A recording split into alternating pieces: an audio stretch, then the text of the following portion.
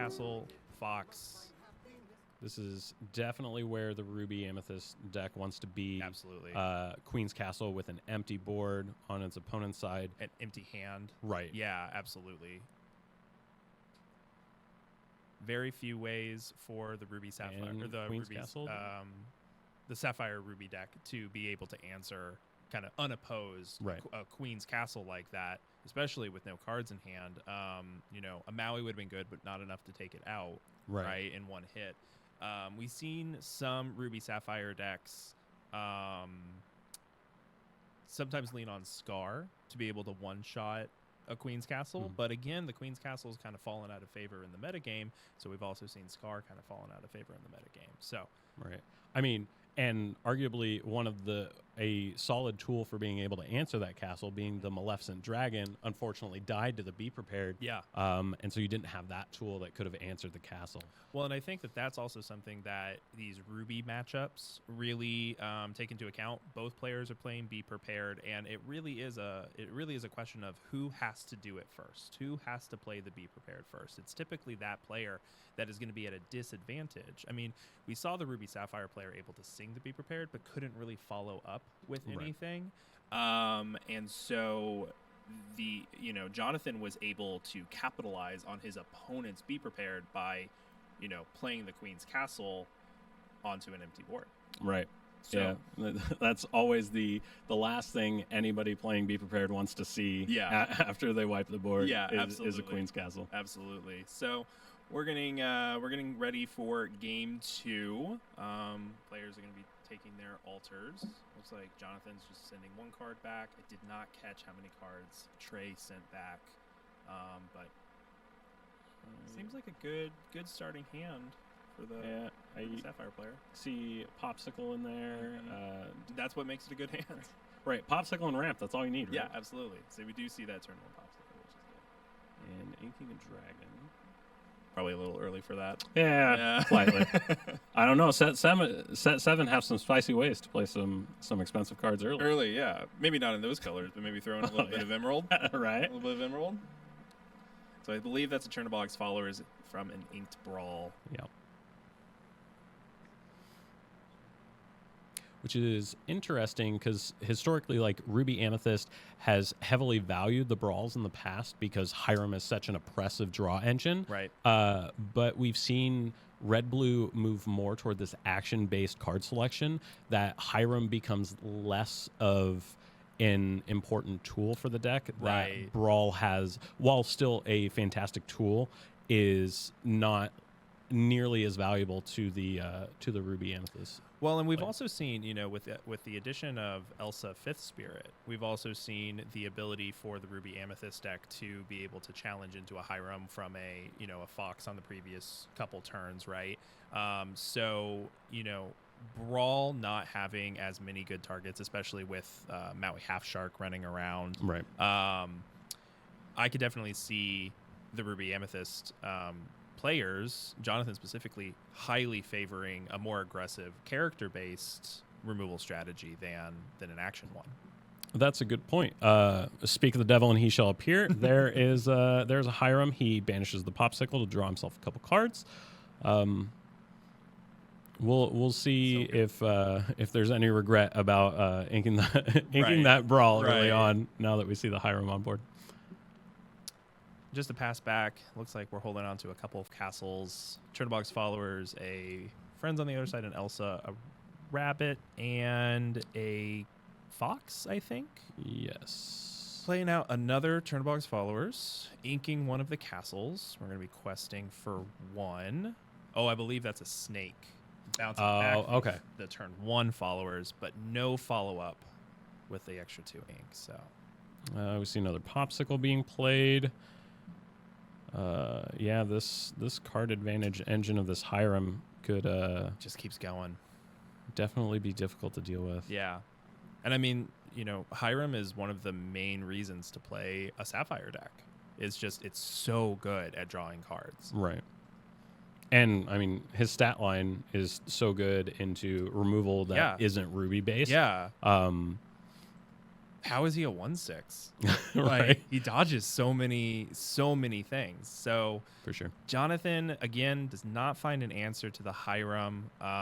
Does draw Be Prepared, so maybe in a couple turns that will clean up the board on both players' sides. But again, we kind of have this question of, does the Ruby deck playing against another Ruby deck want to play Be Prepared? Especially Jonathan, who doesn't really have a lot of options to sing Be Prepared and be able to follow it up with something in the same turn.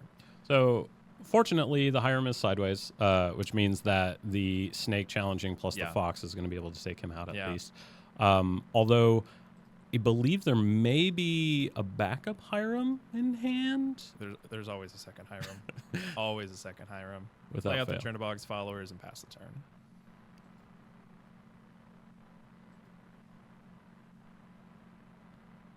Our Ruby Sapphire player with just a grip full of cards. Right. And we will see what they end up doing. Lots of different ways that they could go. We see plenty of items, for another Hiram to be able to eat. That being said, we are getting pretty close to Be Prepared Inc. So Jonathan not being at a super high lore total, it may make sense for the Ruby Sapphire player to develop items that wouldn't be banished by a Be Prepared, and then just set up for a board wipe that doesn't get rid of a lot of his resources. Yeah. Yeah, absolutely. Looks like we do have the big Sisu and little Sisu among the options for the Visions of the Future. I think we took the big one. Given the current board, that little Sisu unfortunately doesn't have any great targets at the moment. We do have a Ice Block and we do have a Brawl in hand, but we're going to start with the Popsicle. Oh, and there's the Hiram. Another Hiram. What's the saying? They come in pairs.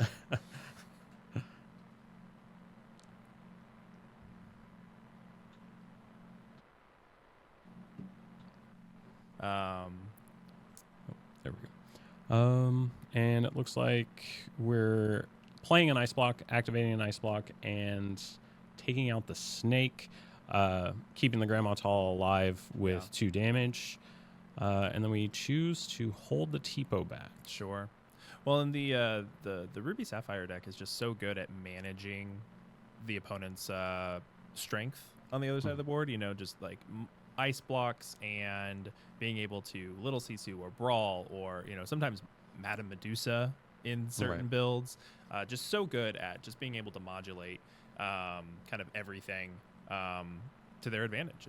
It's a very, very powerful deck.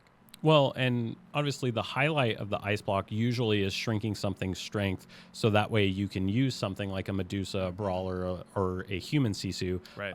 But there's also that advantage that you can just use the Ice Block to make trades more favorable for things like your Grandma Tala, which normally would have been banished by the snake, but utilizing the Ice Block, you're able to shrink that Grandma Tala down, or shrink that snake down. Grandma Tala lives, and now you have to invest another challenge in order to get that threat off the board. We did see with the Elsifith Spirit coming down, exerting the Tipo, but actually challenging into the Grandma Tala, because it does have that big stat line. It does line up really well against the Ruby Amethyst deck. So it is something of a threat, and it's very impressive that the Ice Block provides so much utility for so little investment. Right. And when it's not good anymore, you just Hiram it away and drop 2 cards. So we saw a Brawl on that Elsa, and it looks like the other Hiram was played and ate a Popsicle, himself a bit of a snack, and Jonathan is over here figuring out what to do with a handful of Be Prepareds and a Dragonfire. I do see a Dragonfire. That's very interesting. I've seen some Ruby Amethyst players, go to a 1 or a 2 of Dragonfire just for its unconditional banishment, right? Right. Not sure how much I love it, but it definitely has its uses sometimes. Yeah, I think we've seen that Ruby Amethyst can sometimes find that Maui Half Shark is a difficult threat to deal with due to the fact that it's evasive. Yeah. Your strength-based removal doesn't work, and so I think that may be the threat that they're trying to answer with that Dragonfire. Because obviously, like Elsa's going to need a bit of a bit of help in order to deal with that half shark. Absolutely, it is a 1-card answer. That's true. Right. It's a 1-for-1 in that instance. We did see the Dragonfire take out the Hiram, I believe. Which again, another good use for it. We just talked about how Hiram's a 1/6, so lots of things would need to help if they were going for a damage based attack.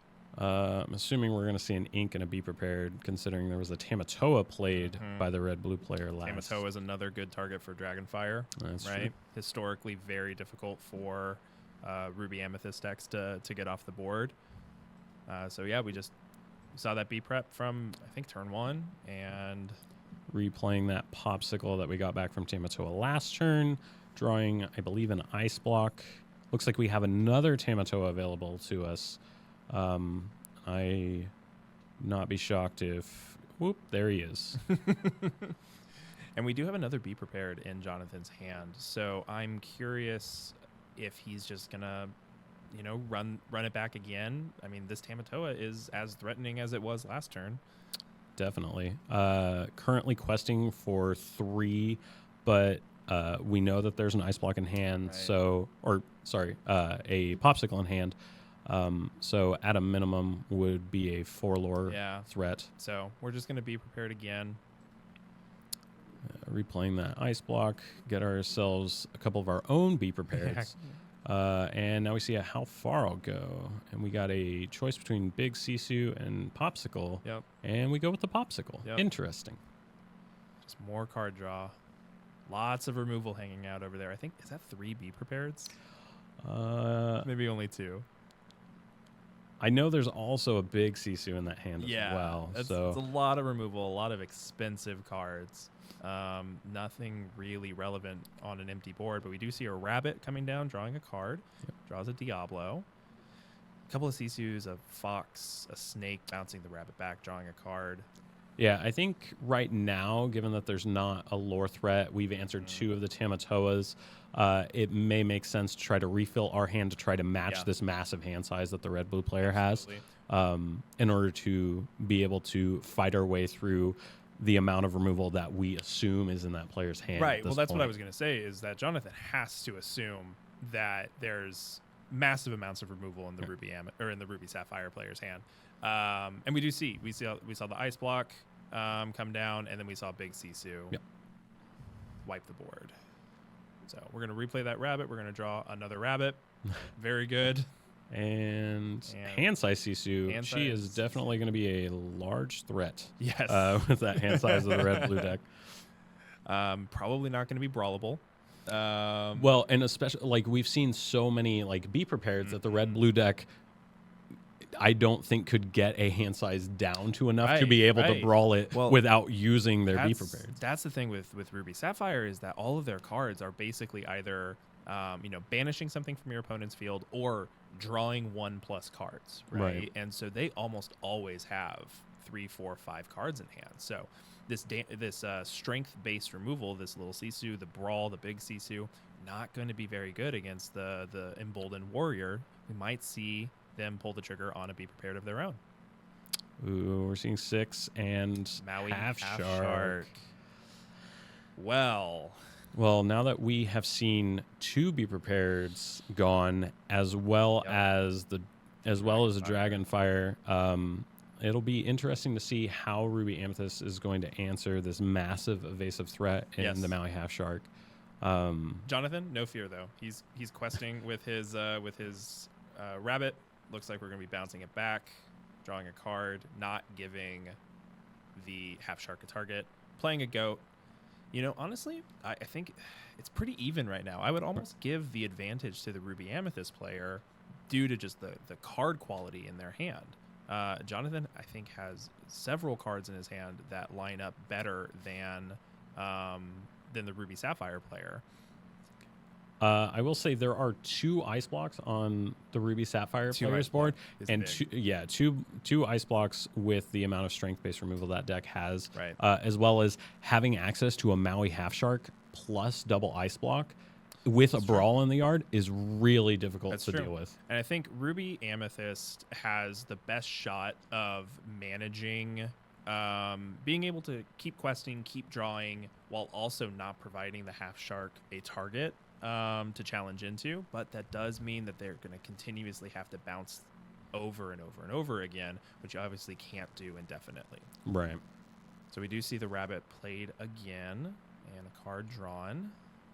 Magic Broom. Let's see, and another rabbit. You know, maybe, you know, if I was in Jonathan's position, you know, I know that I've already played 2 Be Prepared. I know that I've played my Dragonfire. You know, at this point, I assume that the Ruby Sapphire player has Be Prepared. Right? I want to, if I'm the Ruby Amethyst player, I want to build a board that is threatening enough to make my opponent play their own Be Prepared. Definitely. I don't know if Jonathan is going to be able to present that threatening of a board, but that would be something, that would be an answer that I would lean towards. Right. We can see that Jonathan here playing around the Half Shark by not presenting an exerted threat on his side of the board. We see an ice block on a rabbit followed by a human Sisu in order to get rid of one of those powerful bounceable draw engines on the Ruby Amethyst. 1-2 hit right there. We see another Emboldened Warrior, Sisu Emboldened Warrior in Jonathan's hand, as well as a big Sisu of his own. Obviously not going to be able to take care of the Half Shark, but we'll see how he can leverage. I mean, big Sisu, big Sisu quest for 3. Right. That's pretty significant. Yeah, I mean, we can see here that Trey's deciding to put on the gas and turn that big Sisu sideways, knowing that, I may lose her in a challenge, but I still have this Half Shark that's preventing you from questing at the moment. Although this snake, huge draw for Jonathan. That snake represents being able to quest freely. But we do see a big Sisu, so that's going to take care of the Tipo and the human Sisu. Leave Trey with only the Half Shark. Might even prompt to Be Prepared. Yeah, I think with the lore pressure from that big Sisu, we may finally see enough pressure to convince the Ruby Sapphire player to pull the trigger on that. Absolutely, on that Be Prep. So playing out a Diablo, just enticing Trey even more to pull the trigger. So we have a How Far I'll Go was the draw for turn. I could potentially see singing How Far I'll Go with Maui Half Shark, get some card selection, maybe even get lucky and find like a Maleficent Monstrous Dragon. We do see a Pirate's Life from the How Far I'll Go. And that's very tempting. But I'm concerned about, you know, if Trey doesn't do the Be Prepared this turn, does Jonathan just pull too far away? Because that's the game plan that Ruby Amethyst wants, right? If he quests for 1, 2, 3, 4, 5, 6, you know, goes to 14, that's only a couple goat bounces away. Right. It's definitely an interesting predicament. With the access to 2 ice blocks, we could see there's still enough ink to be able to play a Pirate's Life. Sure. Plus How Far I'll Go. That's a total of 4 lore. We do just see the Be Prepared. We'll gain the 1 lore from the Half Shark. Jonathan will draw 2 from 2 Diablos. And I do wonder if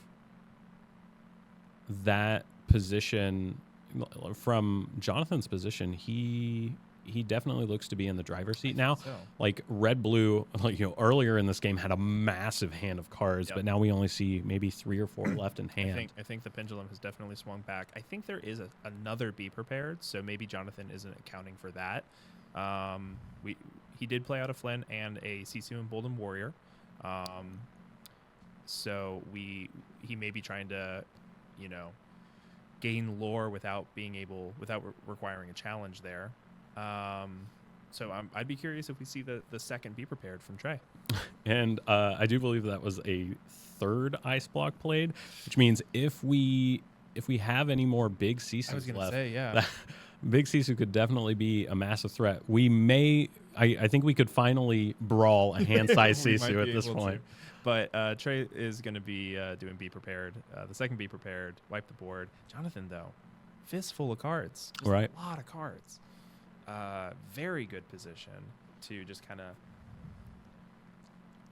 flood the board and say, do you have a third Be Prepared? Right. It's unlikely. And we're even, using Madam M. Snake just to develop a questing threat. Right. Rather than like saving that for something like a goat bounce later. Well, and I see he has Maui and Elsa Fifth Spirit. That was a huge top deck. That was a half shark. Half shark. Of course, it was a half shark. Now he does have. Jonathan has a Lady Tremaine in hand, though. So that if is true. Trey doesn't develop a second character here, Just a fourth ice block. a fourth, Just a casual fourth fourth. ice block. Yeah. Quest for 2, Jonathan, tie things up at 10 apiece. And then I think we're going to see this Tremaine. Very clean answer. Very reminiscent of old Ruby Amethyst, where they would be prepared and then Lady Tremaine you on the next turn. Right. Whatever the follow-up was. And we actually saw how difficult Lady Tremaine is to deal with for the Ruby Sapphire deck in North America's Nationals. Yeah.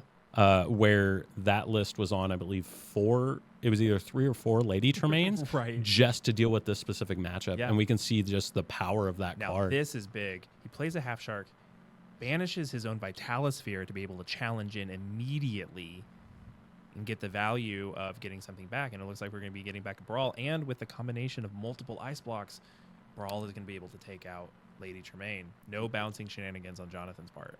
That is very That was huge. an amazing draw. Half Shark with Rush is insane. Although it does look like Jonathan may have an well, Well, he just drew an answer, but also he has an Elsa and a crab in hand. Yeah, yeah. That 1-2 punch right there. Yep. And that's what here we'll we see. Yep. So, Just keeping the gas on. Yeah. And that's what you have to do. But Trey is matching punch for punch right here. interesting that we don't see use of the ice blocks before the Maui that challenges. was probably, yeah, that was probably just an oversight. Jonathan does trade the Maui with the crab, plays a goat, passes turn. We do see the ice blocks to be able to brawl the goat. Jonathan the 13. Yet another sale. And was that a Tipo played at the end? May have been. Elsa. Yes. It was a Tipo. Elsa will exert it and banish it. Same turn. Ooh, and we see another Tremaine picked up. Given the size of the Ruby Sapphire player's hand, that Tremaine And could be. how many threats have already been dealt with? Right. I think that Tremaine, Trey drew a card last turn and passed, and with no threats developed, this Tremaine might be the end of the game. Because we've already seen 2 Tamatoas, right? We've seen 2 Tamatoas and 3 half sharks. Because we saw 2 or 3 half sharks, as well as how many big Sisus? right. Right. Trey just might be out of threats at this point. Or at least at a minimum running very low. Right. We do see a Grandma Tala developed, which unfortunately is not going to be able to challenge that Elsa that's on the other side of the board. Right. We do see the ice block shrink the Elsa and a human Sisu take care of it, though. So that was a clean answer. We do see another Elsa in hand, which is going to be able to take care of that Sisu if that's something Jonathan wants to do. Yeah, I don't hate it. Instead, we're going to do a Madame Medusa, take care of the Grandma Tala, and a Brawl. Yep, take care of the human Sisu. This is the power of quad ice block. It's just able to do everything. Right. Shrinks Madame Medusa down to a 1/4, and I believe that's another human Sisu that took care of it. Sure enough. And there's the Elsa. Yeah, there's the Elsa taking care of a human Sisu. it's wild to me that Jonathan could play a 5-drop Maui and Trey would still be able to brawl it right now. Oh God. Never in Insane. Never in my years would I think that was a possibility. You know what's interesting? Trey's deck is getting kind of small over there. Did you just see that? Are we going to see reminiscent of Ruby Amethyst mirror matches from set 1 Right. where Mill becomes Trey's the... not playing any brooms to shuffle back in. All right, we finally see that Tremaine deployed, and we're kind of just seeing this removal slugfest of back and forth. Ooh. Yeah. Maleficent Dragon is a pretty good draw. And one thing we haven't really seen on Jonathan's side is the Queen's Castle. And so Dragon, great pickup if Jonathan didn't have yet another Tremaine. So the Tremaine took out the Dragon and then was immediately bounced back. Yeah, look at that. Is that 3 cards left in his deck? Oh, my goodness. Yeah. I mean, we might see a deck out.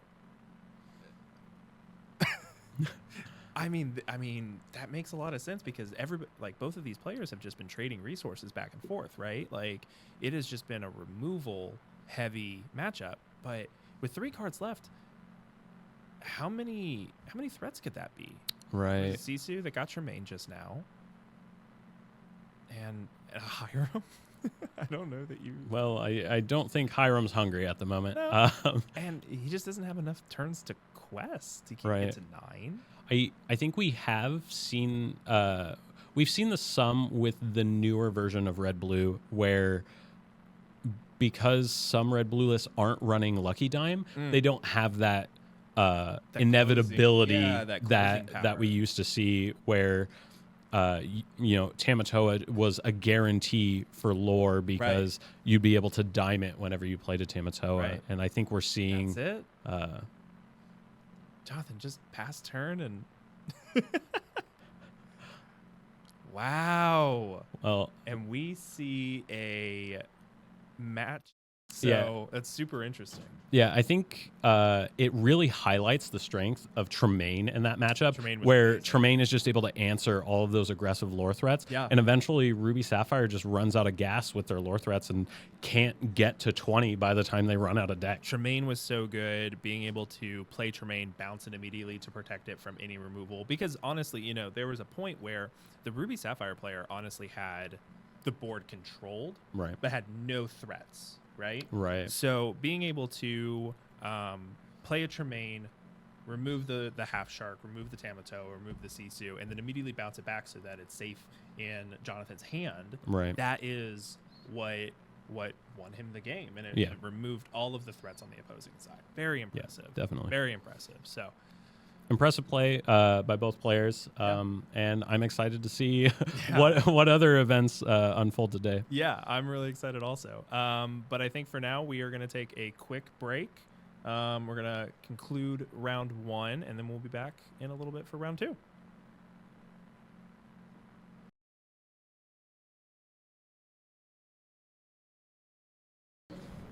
And welcome back to QwestKC's McDuck Vault Tournament here at Pulp Fiction Comics and Games in Lee Summit, Missouri. Yeah. So that was a good round 1. It was definitely exciting. Was interesting, yeah. Two A tier decks, classic matchup. Right.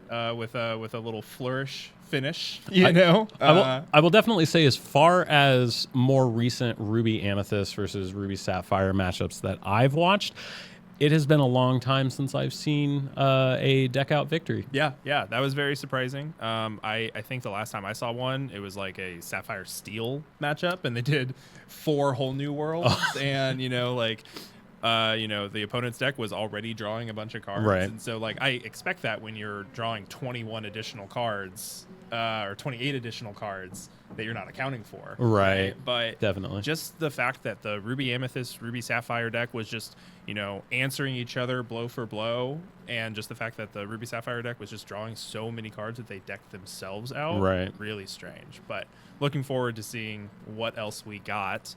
So we're going into round 2. We got a couple deck lists picked out here. Got the matchup assigned, and I think it's going to be really, really interesting. What do you think?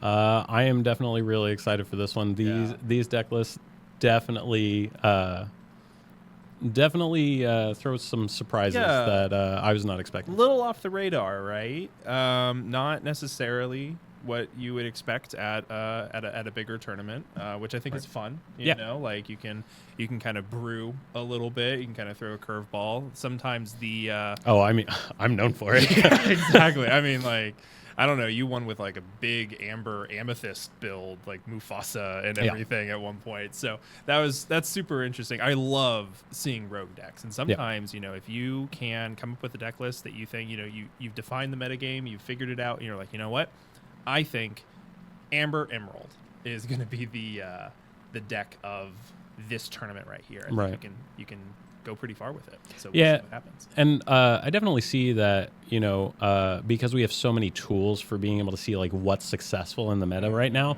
Sometimes we overlook decks that maybe don't see as much representation that could pair very well into what the meta currently looks like. I mean, a prime example is the DLC Atlanta when Purple Fossa showed up. Yeah, absolutely. It looks like we are getting into round 2. Yeah, so we are going to be watching Christian and Michael. So Michael is going to be on Amber Steel. So pretty standard Amber Steel list. But what is Christian going to be playing? Christian is on a green Amber Emerald deck. Super cool, super interesting. Players are going to be resolving their hand altars right now. I wonder if Michael knows. Whoa, he is sending 6 back, it looks like. So I wonder if Michael knows what he's playing against.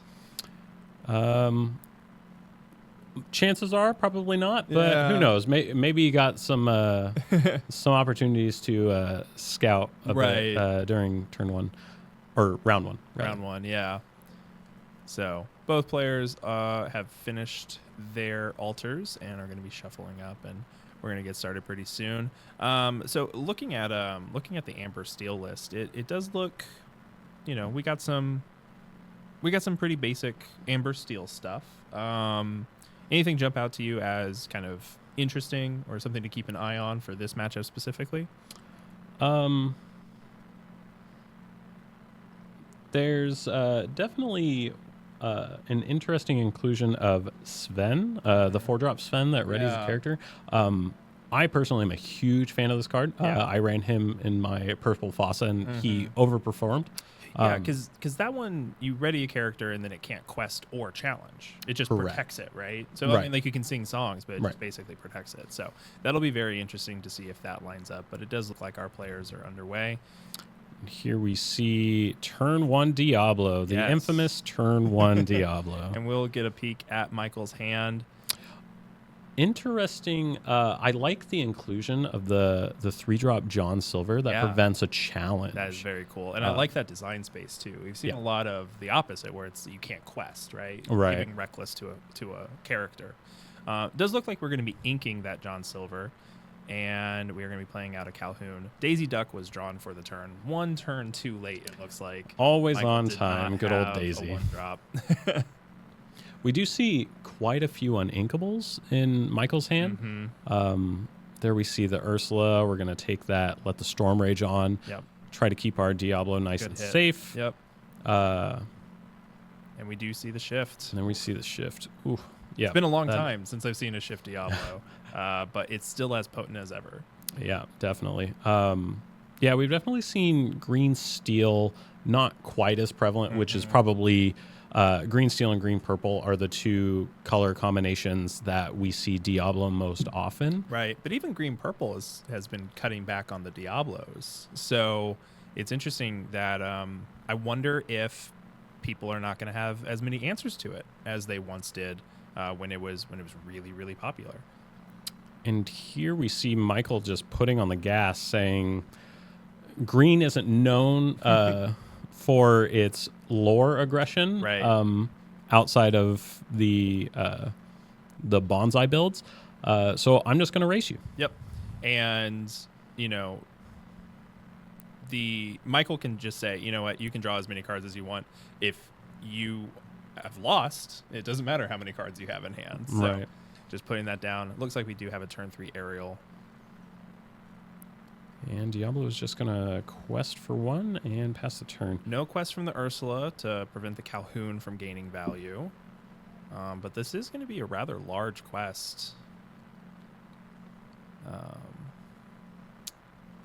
And just a Mr. Smee into a dock to draw 2 cards for both players, actually. Right. And yeah, that's an interaction that I don't know that I've seen before. Dock wasn't really played when Diablo was big, but right. Yeah, we're just going to quest for 1, 2, 3, 4, 5, 6.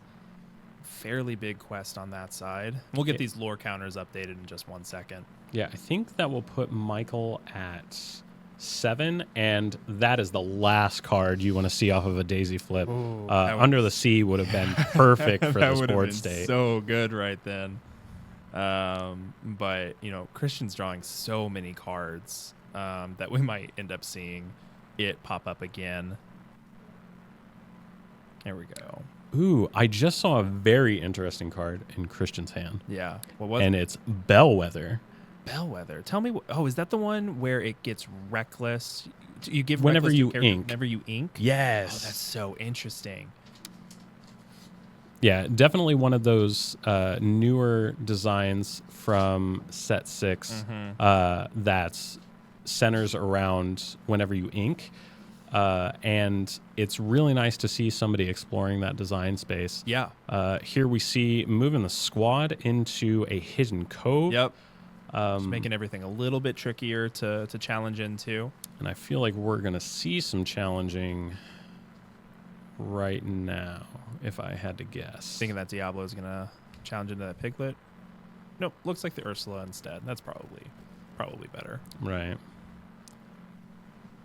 Because with that Diablo at the Cove, now Let the Storm Rage On isn't an answer to it. Is going to need a Strength of a Raging Fire or a Zeus. Right. But those aren't very efficient answers, I would say.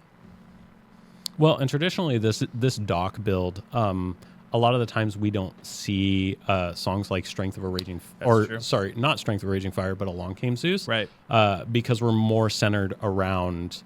Singer 3s. I believe that was a very expensive ink for turn. I believe that was an Enchanted Cinderella. That was pretty pricey.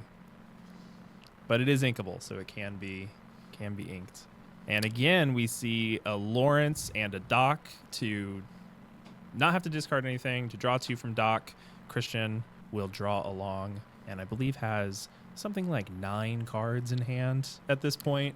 That is a crazy amount of cards. Lawrence was definitely a good pickup in this turn. Green Yellow's song-based removal is mostly based around strength. And so Lawrence having 4 strength makes it very difficult to get rid of him with something like Under the Sea or a Muse's Trigger. That's true. And so that makes him an oppressive lore threat unless he has damage on him, in which case then he is able to be bounced or put on bottom. And we might see, if Christian just has so many cards in hand, we might see another Ursula or Akita we see drawn off the top. But if we see, like another Ursula come down, maybe can put 1 damage on the Lawrence, and then an Under the Sea can take care of it. But we see a Bare Necessities revealing a Sven and a Calhoun, so no targets there, but good information to have. And be interesting to see what Christian decides to do here with so many options. So many options. It looks like you identified the threat pretty well, that Lawrence, because we are going to be playing, we don't talk about Bruno, bouncing it back to Michael's hand and then discarding a card at random. It looks like it is that Sven that got discarded. And that makes a lot of sense, given that, we have the Ursula that can challenge the Daisy, slow down the lore progression that way, and then we've significantly reduced the width of this board on Michael's side. Well, you have to figure that, with so many cards in hand, this Diablo has gone unchecked since turn 2, right? Right. Except now it is gone. But with so many cards in hand, the late game favors Christian. Yeah, definitely. So if he can stem the bleeding a little bit, make sure that this lore advantage that Michael has, going up to 14 now, if Christian can control the board within the next turn or two, maybe, you have to imagine that the game is going to be his. Yeah, definitely. That being said, letting that lore total get as high as it is, Ambersteel does have threats that once again sit outside of that strength-based removal range that green yellow is known for. That if you can get close enough to 20 and stick something like a Lawrence, that definitely puts you in a position to close out the game. Yeah. So we saw Ursula challenge into the SME and trade. So just leaving a Doc and a Calhoun on board. Only 3 cards in hand now for Michael, but at 14, probably going to 16 this turn. Right. 3 cards. That's enough to do it, depending on what they are. And I think that's another Sven. It is. Yeah. So Michael can even protect, the Calhoun or the Doc in the next turn. It'll be interesting to see. Okay, we go with the Lawrence, and we'll just keep questing. Sure. Lawrence is great in this position. You're going to 16. Christian has to take care of one of these characters on board. But the characters that Christian has, not very good at challenging. Right. It's interesting. Okay, so we see Kita. Oh, are we going to see the Kita under the sea? There it is. That is a great sequence right there, because Ariel, Singer 5, really helped to make sure that under the sea was singable. As well as the Prince John having wards, so that way you're not susceptible to most of the removal in this Ambersteel list, because Ariel survives, let the Storm Rage on, and Prince John can't be targeted by it. Interesting interaction is that Under the Sea does allow the person who played Under the Sea to choose the order that they go on the bottom of the deck. Very curious, yeah. Michael just reloading. Here's a Lawrence, here's a Piglet, and just, asking the question again, like, you have to answer my board pretty much every turn from now on. Right. So we'll see if that is... and here's where the Bellwether comes in. Double Bellwether. This is huge. Oh, my God. Both characters on Michael's board will not be able to quest. That is an excellent way to control the board when you can't remove the characters. And I don't know that Michael's going to be able to remove these Bellwethers. So this is just going to be a thing for the rest of the game, probably. Right. And here we can see Christian starts turning on the gas. Unfortunately, it does look like this Hidden Cove may not be long for this world. I mean, those characters have to challenge, so... yeah, it's either a Hidden Cove or a Kita. Right. I would say that neither of these characters are characters you want to be challenging either of those on. Right. We do, in fact, see the challenge to the Cove take away some of those stats. And then we see a Sven to ready the pig. An interesting interaction is Sven could actually ready a readied character and just make it so it can't challenge if it's already reckless. Interesting. Yes, that is very cool, especially with Bellwether being a thing. It does look like Christian's going to trade the Prince John with the Lawrence. Kita will challenge into the Lawrence. And take nothing back. Yeah. So basically it was just a Prince John for a Lawrence. Yep. Which probably is a fine trade. I don't know that Prince John is really going to be doing anything with Michael only having 1 card in hand. Right. And this is gross. So an interesting position, though, is Christian is now out of cards in hand, and Bellwether is reliant on him drawing an inkable card in order to use the Bellwether ability. That being said, both of these characters have to challenge. The only thing they can challenge into is that Kita. And so while we may lose a Kita, we may, looks like, eat at least one of these threats. Yep, which will save the other one. So it just depends. Probably the Sven. Yep. Sven's going to trade with Kita. Piglet's going to be safe. Piglet can't quest, but it will be safe. But with double Diablo in play for Christian, this Bellwether is going to get a bunch of gas. And Michael, no card draw engine to speak of. Right. is going to have a difficult time, I think, of overcoming the double Bellwether, who I don't think is questing anytime soon. Right. I don't know. I mean, you may feel safe to turn her sideways at this point. Yeah. Here we may... Okay, we do in fact see the ink to make the Piglet reckless. Sure. Because we are just trying to control the board state here, make that Piglet reckless, and then start drawing cards off of our Diablos to try to keep this Bellwether lock Absolutely. going. And Bellwether, what's her stats? I believe she is a 2/3. A 2/3. Okay. Yep. So that makes sense. Piglet won't be able to challenge into any of these characters, Right. And effectively. And we know that this Amber Steel list tends to center around Let the Storm Rage On and Strength of a Raging Fire, neither of which is going to take out a Bellwether on its own, given what the current board state was. Yeah, absolutely. I do see another Sven. Sven, MVP in this matchup so far. Just keeps on floating to the top. But we'll see what Michael could do. He's at 16. That's very, very close. But Yeah. I'm worried Christian has control of the board at this point. Okay, so it was a John Silver was the draw for turn. And I believe the other card in hand is a Pluto? Okay. Yes, Yeah, it is in you're fact right. that guard dog Pluto. Here we see another very high strength character going to be able to banish anything his reckless heart desires. Yeah. Sudden chill. And then, in combination with Prince John. and then the Bruno, that's pretty brutal. Yeah. I just don't see Michael being able to quest for the rest of the game. Yeah, don't see a way. that double Bellwether is just so oppressive. Yeah. Given this hand size. Insane.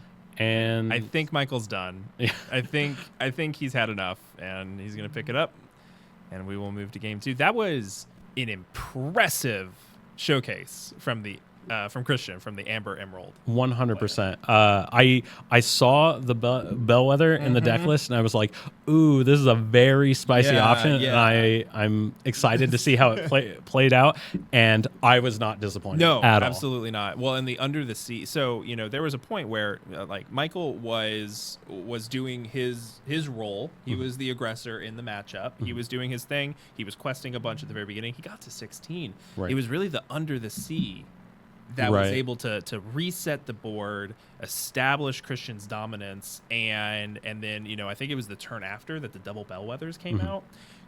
Michael was out of cards at that point. He had 2 characters in play. The double Bellwethers made them unable to quest, and Michael didn't quest for the rest of the game. Right, and I think that showcases a big part of the yellow-green playstyle for this type of Under the Sea deck, where you tend to fall behind early on, and then it's about getting the board state to the point that you can kind of lock your opponent out of the game. Yeah. It's somewhat similar to what Ruby Sapphire tries to do with their ice blocks and their big Sisus. Very similar. But some of the synergies within yellow-green have a tendency to try to keep that going with things like Muses and Ariel being able to find more of those answers to keep digging. And we didn't see any Muses in that game, so I wonder if it'll come up in this game. Michael also, he was on the play, but had no turn 1 play, no turn 1 Daisy.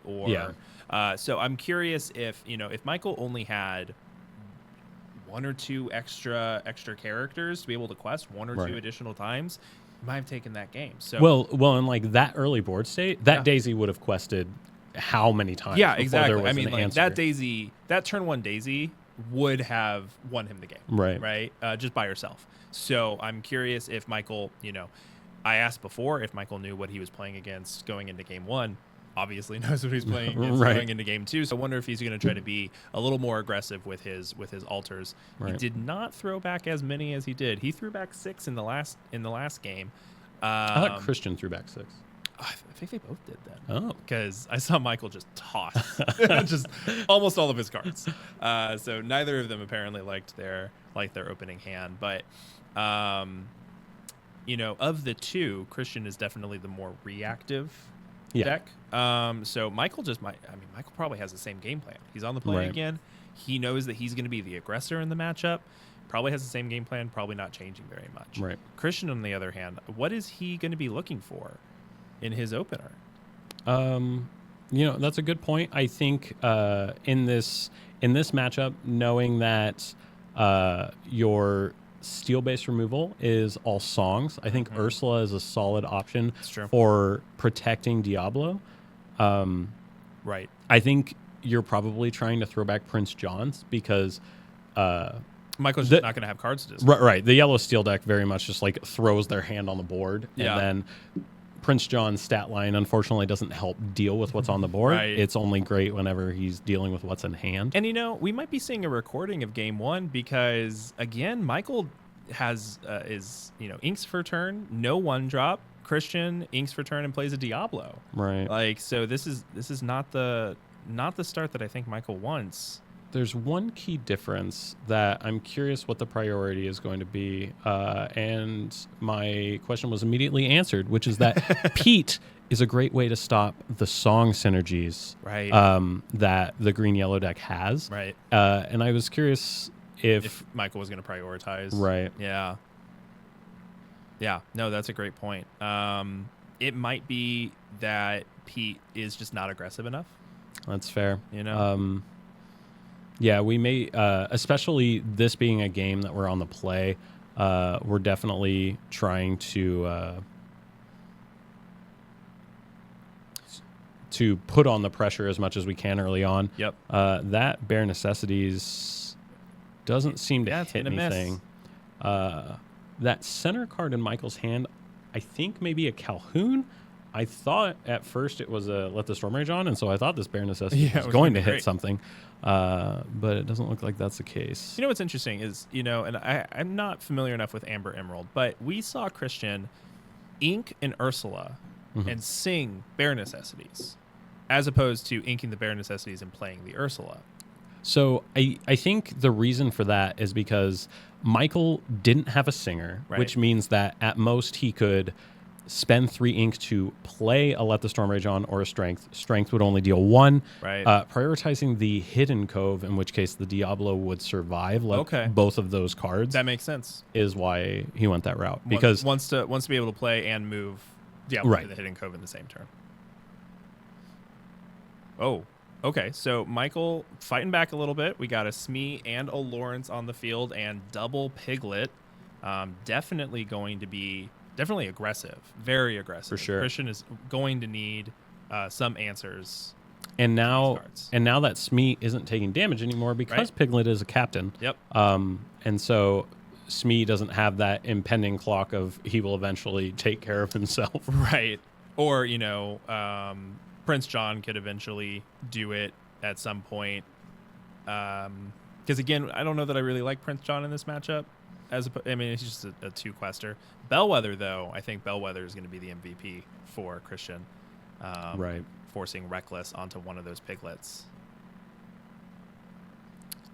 Now, the Piglet does have to challenge, but it looks like the only thing that Piglet will be challenging would be the Hidden Cove because Piglet is not evasive. Right.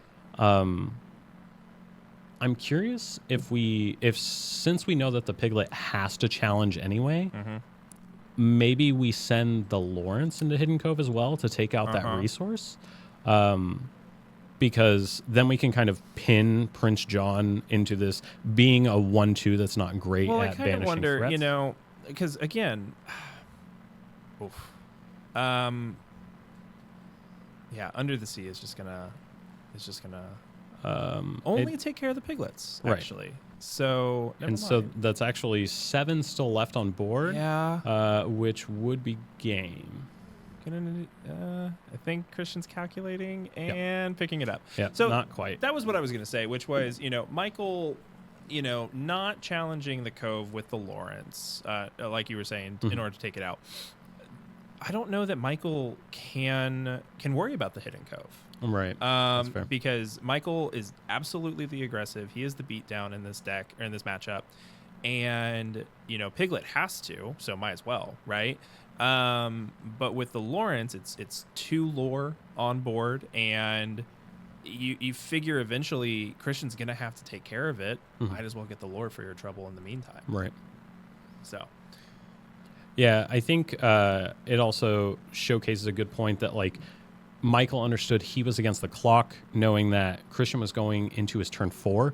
He wasn't going to be able to do that brutal Kita plus under the sea line. right.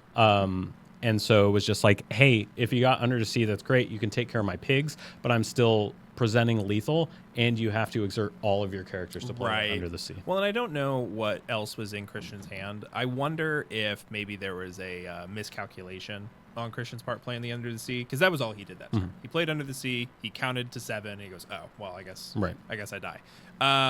So I wonder if there was a misconception on Christian's part that to think that maybe the Lawrence was going, because it can be confusing seeing the 0 printed on Lawrence. Right. So maybe there was a misconception there. I don't know whether or not Christian had any other options available to him. Maybe that was just the best option, and then he counted and goes, not good enough. But Christian was definitely against the wall in that game. So looks like we're drawing initial hands here. We see that beautiful Cinderella in hand. I did see a strength in Michael's opening hand. Okay. I'm curious, are we throwing that back because we know we're playing into Ursula? Ursula and Bare Necessities. Like, Right. Are you going to be able to play it? I don't know that I would keep any songs if I was the Amber Steel player. I will say, especially on the draw. I think it's interesting knowing that we're on the draw. Right. He decides to throw back the Pete. Okay. We'll see if not having that tool available early on ends up being relevant early on. We do have the Let the Storm Rage On plus Cinderella line that we haven't seen all match. Yeah, and that'll be very good. One argument for keeping not necessarily keeping the strength, but you could always ink the strength. This Let the Storm Rage On that Michael pulled off the top, very susceptible to Ursula or Bare Necessities, unless Christian has the turn 2 disruption. Right. And both games now we've seen Christian play a Diablo on turn 1, check the hand to see if there's anything that can be taken. Right. So Christian might be prioritizing one of those discard spells on turn 2 with that information. Right. So here we are getting into game 3. We will work on getting those lore totals reset. The lore is currently not 1 to 13. So we're just opening with a Hidden Cove. Not my favorite. Right. But still a turn 1 play. And it's more than I can say for what Michael has had the last 2 games. But I mean, sadly, they can't always have the turn 1 deal. And it feels like they always do. But we do have a turn 1 Cinderella, and a very pretty turn 1 Cinderella at that. Right. So see if so we Christian ink a has. Lilo, and There it is. there's the Ursula. Never don't have it. So we'll take that, Let the Storm Rage On, get a nice peek at this hand. We do see some good early aggression lines. We do see a Daisy Duck. We did prioritize that Cinderella, and then immediately never punished by drawing a Let the Storm Rage On. So good at this game. That being said, we're in a position where we don't really want to play it into an Ursula. Like, No, it's not. There's no good targets for it right now. I would probably Right. just hold on to it, to be honest. And the Ursula can't. Well, the Ursula moving to the Cove next turn would be able to take care of the Cinderella. right. So the question becomes: do you want to trade the Ursula for the Cinderella? But and it doesn't draw a even card? trade for the Cinderella because the Ursula becomes a 2/4, so it's able to take out the right. Cinderella, and she survives, assuming the Moves Cove to the survives. That's true. Yeah, assuming the Cove survives. I don't see, maybe Christian has other things to do with 3 ink this turn, aside from moving the Ursula. Yeah, 3 is a critical ink turn for this color Right. pairing. We decide that we're not going to prioritize it. And no trades from Ursula into Cinderella. Well, that's because it wouldn't trade because she's only 1/3, so she'd only deal 1 damage to the Cinderella. And Oh, she'd you're right. You're right. Yeah. You're right. For some reason, I always think Hidden Cove only buffs defense because that's like the biggest point Right. that matters. But yeah, you're right. So Cinderella survives. I will say, I wonder if there's some buyer's remorse on Michael's side now that Let the Storm Rage On is gone and there's a Diablo sitting on the other side of the board. Yeah, that's pretty rough.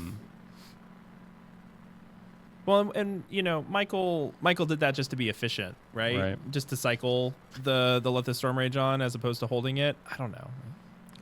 I will say, seeing the Piglet here is actually huge for the Smee not taking damage, Yeah. because Ursula can't move to the cove and just Right? free take out the Smee. Yeah, that's very, very good. We do see a Prince John, and it looks like I think maybe one of these characters is going to be moving to the cove. Is that Ursula and going to do that Cinderella challenge that we talked about before? Just a turn lane. Just a turn. She was busy. She had other things. Yeah, she was just staring at how beautiful that Cinderella was. Right. Was just mesmerized. All right, so we're going to ink John Silver. Okay. Um, And just double And Calhoun. just all the Calhouns. Yep. Just saying, don't quest with Prince John or Ursula. And that is a quest for 2, 5, 6, 7. And brutal that the Daisy hit a non-character. So we do have 9 Singer power, and we're getting to turn 5. Do we see the Kita Under the Sea? Oh, Okay. Cricky. Yes. All right. That is going to make challenging better this turn.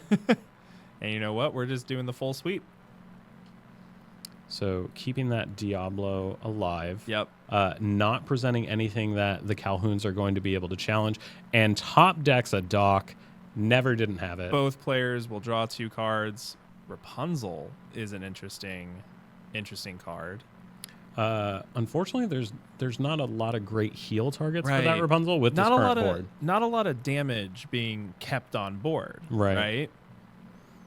And what's that second card in Michael's hand? It is another one of those John Silvers. Yeah. So this could be interesting.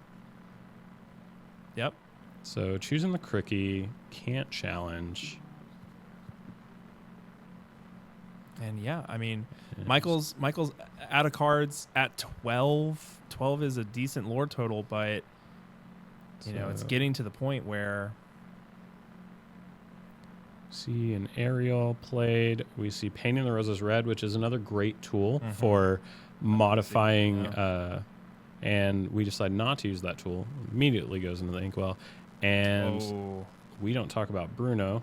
Solid pickup. yep. Going to be great at answering those unexerted threats as they come down. Yeah. Um, Well, and Michael is playing off the top right now. Right. So we don't talk about Bruno, just a removal card. right. Just a removal action. And Cricky cannot quest this turn. No, he cannot challenge. Cannot challenge this turn. Yep. Okay, perfect. So you know what? Never mind. Let's quest for 4. So I like this option because essentially Cricky is big enough that in order for Michael to get Calhoun lore off of Cricky, it would require 2 challenges on Michael's Right. part unless he top decks a removal spell. Chooses to just turn everything sideways. Just questing out, which I don't hate. And here's a Rapunzel for 2 lore, and Michael says, "Interact with me." So we do know that he has that We Don't Talk About Bruno in hand. Right. It's also worth pointing out that Ariel, if moving to the Cove, could banish Calhoun and not be banished back Right. because yeah, she'd be no a 3/4. trades there. And I think that's probably what we're going to see is a bunch of characters moving to the Cove.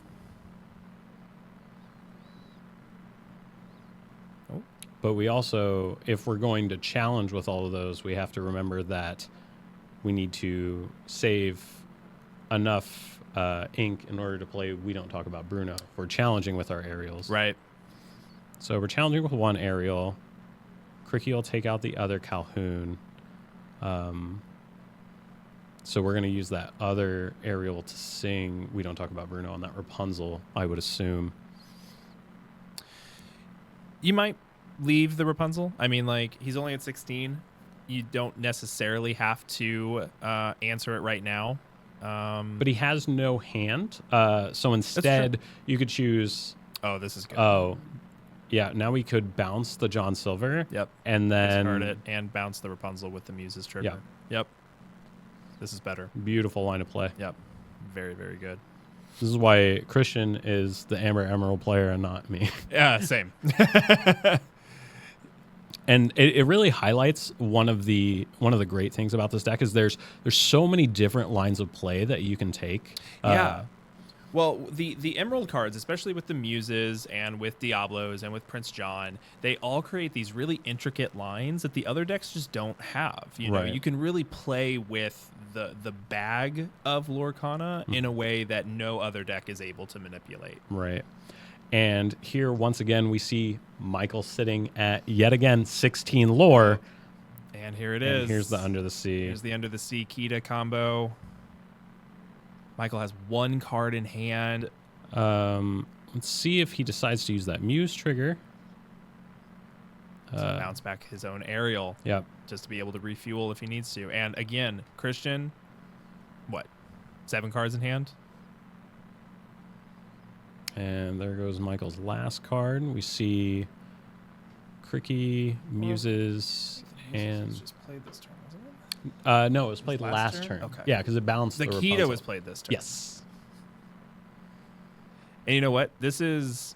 We got 1, 2, 3, 4, 5, 6, 7, 8. 8 on board. 8 on board. And a lone Calhoun to stand against an army. Yeah. Christian just putting on a show. The only thing that would have made me happier about this game is if we would have got to see my girl Bellwether again. No Bellwether in this game. And there we see... Oh, is that a Bellwether that he just drew? I think he just drew the Bellwether. Needs to play it just for you. Come on, just I for think me, Michael's done. No time for the Bellwether. Well, as expected, that was an exciting matchup. Crazy. Yeah, that Amber Emerald deck just putting on an absolute show for everybody. And, you know, there are so many cards in this deck list that, like, I can't name off the top of my head, like, their stats, just because we just don't see them in any other color combination. Definitely.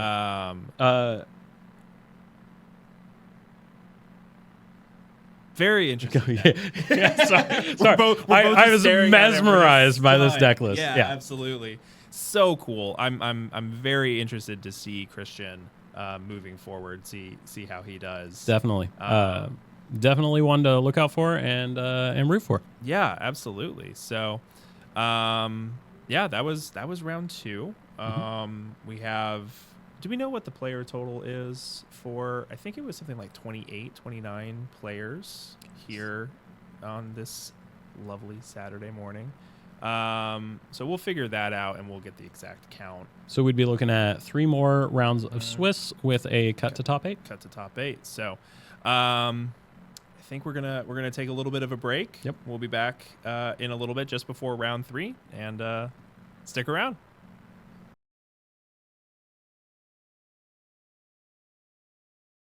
Just a beautiful showcase of Bellwether, which doesn't see a lot of competitive play. And Bellwether, very cool. You know, and I think, you know, the restriction of her requiring to ink in a turn leads some people to believe that that's a blue-green card. Right. But nope. It can be just as good, especially when you have 2 of them and you ink once, and you're just like, you know what, you're never questing again for the rest. Yeah, if you can't ink more than once per turn, just have more than one Bellwether. Just have more than one Bellwether. So that was great. I really enjoyed that. We're going into round 3 right now, and we got a couple interesting deck lists. I really like. We saw with this set the kind of rise of Amethyst Steel. We'd seen it before in other metas. Yeah, we definitely saw it toward the end of set 5 where people started to play more with the Dock draw engine. Right. And then people realized how powerful Dock is with the bounce engine. Yeah, and especially with Pete being able to play Pete, bounce Pete, keep on doing that. You know, I think when Pete was first revealed, people were concerned that was going to become like a very common thing to do. We didn't really see a lot of it until I think this meta, It hasn't been oppressive, but it is very, very good against Right. certain decks. So that's one of the decks that we're going to be playing, or that we're going to be watching. Luke is on Amethyst Steel, and we have Alex on Amethyst Sapphire. So that is going to be, I really like the Amethyst Sapphire combination as well. Yeah. Feels like they always have just haymaker after haymaker after haymaker after they get to 7-8 ink. It feels like they're just constantly throwing out Hades or big Elsas. And I think it's a very interesting color combination if they can get through the early game. Right. I feel like what we've seen a lot with Amethyst Sapphire is that it has great removal tools that it's able to reuse in, like you said, the big Elsa and the Hades. But sometimes that color combination can struggle with wider board strategies, Right. Because you don't have those go wide removal tools like Be Prepared, Grab Your Sword, or Big Sisu. Yes, and that is going to be the main thing that we're going to be looking for, is to see if the Amethyst Sapphire player can survive the mid game against this Amethyst Steel deck, which is definitely going to be lower to the ground. Right. And we've definitely seen some different levels of aggression come out of Amethyst Steel. Some are on more of a mid-range style build versus others that are more aggressive and run things like even the one-drop Maleficent. One-drop Maleficent is what I was going to say, which I think is probably a nod to the Ruby Sapphire decks. Right. Having that aggressive quester in the first few turns of the game. For this game, both players are going to be trading a pair of magic brooms. Looks like Luke is questing for one, and we'll see if he ends up sacrificing this broom to draw a card. No, we are building an army of brooms. we have a lot of brooms. The play area is going to be very clean. So we'll see how Alex can respond to this. Wow, that is a lot. Does he of have brooms. 2 more brooms of his own? That would be amazing, and I hope he does. He's going to ink a Donald Duck and just pass, which is interesting because, you know, the broom, Chernobog Follower, Diablo decision that a lot of these Amethyst decks are making, you know, some split between those 3 cards. Which one drop draw card do you want in your deck? When you're making the consideration with the brooms, they're 1/2s, so they don't trade into each other. Right? Whereas, you know, followers trades into each other. So Luke could quest for 1 and not sacrifice his brooms because Alex wasn't providing any sort of pressure on the way back. Alex can't quest because of the triple broom draw. Right. And now there's a Calhoun to back it up. Yeah. So that broom is even more fearful. Yep. I have a questing feeling from that if, Alex has got to have a play on turn 3. We see a couple crabs. I think I do see another broom in hand, so that's interesting. I imagine we're going to see this broom banished, or we could see a crab. And sure enough, we do. We'll have broom on broom violence, and we'll pass it back. Interesting to Luke. that he's giving the opportunity for Calhoun to gain some pretty big advantage here, right? Just allowing that Calhoun to take it out for free, gain an extra lore. I wonder. And not getting the draw trick. And not getting the draw, right? So, you know, it's possible that that's just what Alex's hand allowed him to do. Right. Which, you know, sometimes you do have to play into what you're allowed to do. I'm not sure if I would have preferred maybe just playing the crab out, questing with the broom, and then banishing the broom for a card draw. Right. Because it does allow this Calhoun line, and Luke still has 2 brooms that he can activate pretty much any time he wants for additional card draw. Yeah, because I don't know if you necessarily want to be in a situation where the crab needs to trade with the Calhoun, but it could be possible that he's looking for a line with maybe, say, a 5-drop Bell in a couple turns where he's allowed to move damage in order to deal with this Calhoun threat. Yeah. And now we see even more aggression on Luke's side with the evasive threat of Genie. Yep. Which lines up very well into the lack of evasive threats on Alex's side of the board. Especially going into Alex's turn 4. No ramp so far, so no threat of Elsa. Right. It does look like Luke is going to banish both of his brooms to draw 2 cards. So restocking his hand, and it's back over to Alex. We do see a rabbit in Alex's hand. We could see that developed with the hope of a turn 5 Elsa crab trades with Calhoun, and then Elsa gets Challenger to deal with the genie. Right. I could also see, I don't know if he has a genie of his own, but that's something that he could develop as well. Right. But, Luke firmly in the commanding position, definitely being the aggressor in this game. Yeah, that lack of 2-drop for Alex really hurt. Yeah, definitely really hurt the tempo. Alex has kind of been on the back foot ever since that. So we'll see what Alex can do. A couple different options. Has a snake, a rabbit, a crab, I believe a broom. Yes, there is another broom. And it does look like there is, in fact, an Elsa in hand. Okay, so yeah, I would definitely think about setting that up. Playing out a crab, playing out a broom. Sure. Trading with still have a crab. Not going to be able to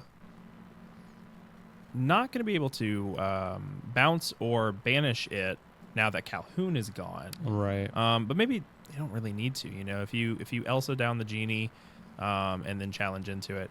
Now, what could happen is that depending on what Luke does, you get Elsa, Luke's next character play, and then challenge into that with the crab. Potentially. That's true. And then Elsa gains Challenger, can take out the genie. But that does depend on the crab trading into whatever Luke plays. Luke taking some time here to think about his ink play. It looks like he is going to ink a Turnabox Followers and play a Goat and a Diablo. Okay. And so now this opens up that line that you had mentioned where Alex is able to exert the Goat, could then have the crab challenge the Goat, be banished in the challenge, and then give Challenger to the Elsa to be able to answer the genie. And I think that's a pretty clean play. Diablo can hang around for a while longer, not a super threat once the Goat and Genie are gone. Right. And most importantly, you've answered that critical bounce lore threat of the Merlin Goat. Absolutely. Well, I see a Bell in hand, but no damage floating around, so it is just going to be inked. And I think we are going to see that Elsa.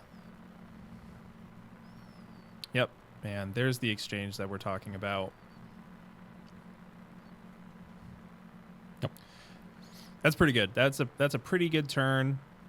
And Diablo is not known for his ability to banish brooms, so Alex will get himself on the board and play some catch-up. Yeah. And, the board has been mostly stabilized.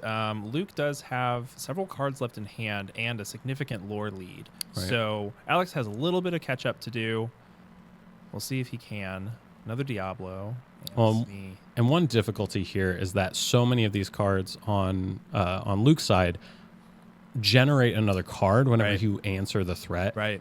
And so it puts Alex in this position where you don't necessarily want to be spending removal on Diablo, knowing that it's going to draw Luke another card. Yeah, absolutely. But that's what's tricky about Diablo itself is you either answer it and give it a card, and in which case it was just a replacement, right? Or it just is generating lore slowly over the course of the game. And with Luke at 13, he has 4 lore on board. He can go to 17 next turn if either of these are unanswered. I just don't know that Alex is in a position where he can really give Luke that time. Right. Especially when the Amethyst Steel deck does have these, these heavy questers. They play Smees. They play Genies. So we are going to see Alex challenge in to the Diablo with the broom. Looks like Elsa is questing for 1. We'll see if Alex has a follow-up. Maybe that rabbit. Absolutely. And we drew what looks like a Diablo. Okay. Diablo's a good card. We were just singing its praises earlier. So we have an inked for turn. I do see a snake in hand, which could prove to be a good answer for whatever Luke chooses to play. I really like inking the Diablo, playing the snake, bouncing back the Elsa. Yeah. I think that is a very good line. It does look like we also have big Elsa in hand, so we may be looking at a shift option at some point to kind of lock down Luke's board. Yeah. Well, and like I was saying before, the Amethyst Sapphire deck, if it can... Now, I don't know that I've seen any blue cards from Alex this game. We saw Donald go into the inkwell. We did, yes. I'm sorry for missing that. But yeah, so he is going to ink the Diablo, play the snake, bounce the Elsa back, be able to answer anything that Luke plays. I believe he just drew another genie. Okay, so maybe not everything Not Luke plays. everything. Um, But does get the chip damage in, which is good. we do also see that Luke is sitting on a library at the moment, which is a solid threat into Ruby Sapphire, especially knowing that Alex is already down 2 Merlin crabs, Yeah. which are some of the color pair's best tools to answer Because the high health locations. library just has so much health. Right. So much health. If you're looking at Alex's board right now, you have 3, 4, 5, 6 power on board. 7, 8 with Elsa, but that would take his entire turn and would be ignoring the characters. Right. This was the problem that we were talking about at the beginning, where Alex doesn't have a ton of removal, so he really has to manage it through his characters before Luke gets an overwhelming advantage. And it might be we might be getting close to the turning point of what an overwhelming advantage is considered to be. Right. Right. We saw Luke taking a bit of time before making his ink decision there, choosing whether or not he wanted to ink the Strength of a Raging Fire, Right. knowing that could be a good removal tool in the future, but also knowing that Alex wants to answer his board and Strength is likely to be less powerful come his next turn. Yeah, absolutely. So we could see a couple clean trades. The Diablo, the Magic Room can take care of the Diablo again. Either the snake or the rabbit could take care of Mr. Smee. Obviously would get banished in return. So it just depends on what Alex prioritizes there. The genie is definitely an issue. Right. Genie's going to be a problem. Elsa can exert it and challenge in, but won't be able to banish it like it did before. Right. Crab, like you mentioned. Yep. Both players are well aware of what's happening here because that also was known information. And if I recall correctly, I think the lore totals on screen may not be up to date, and Luke may be at 16 instead of 13. Yeah. Maybe just missed last turn. Which makes this genie an even bigger problem. Yep, absolutely. I maybe would have liked to see the rabbit banish the Smee before the Elsa came down, but it's probably not going to end up mattering. Just get some more information, Right. So we did choose not to there. it is. Okay. Okay. I thought he may have already passed the turnover. A third genie. Oh, So good. And that might do it. If he quests to 18 with a genie on board. Although you mentioned there is a big Elsa yep. in Alex's hand. And Alex is getting to 8 ink next turn as well. So Getting to 8 also has the option to shift it. right. If he wants to.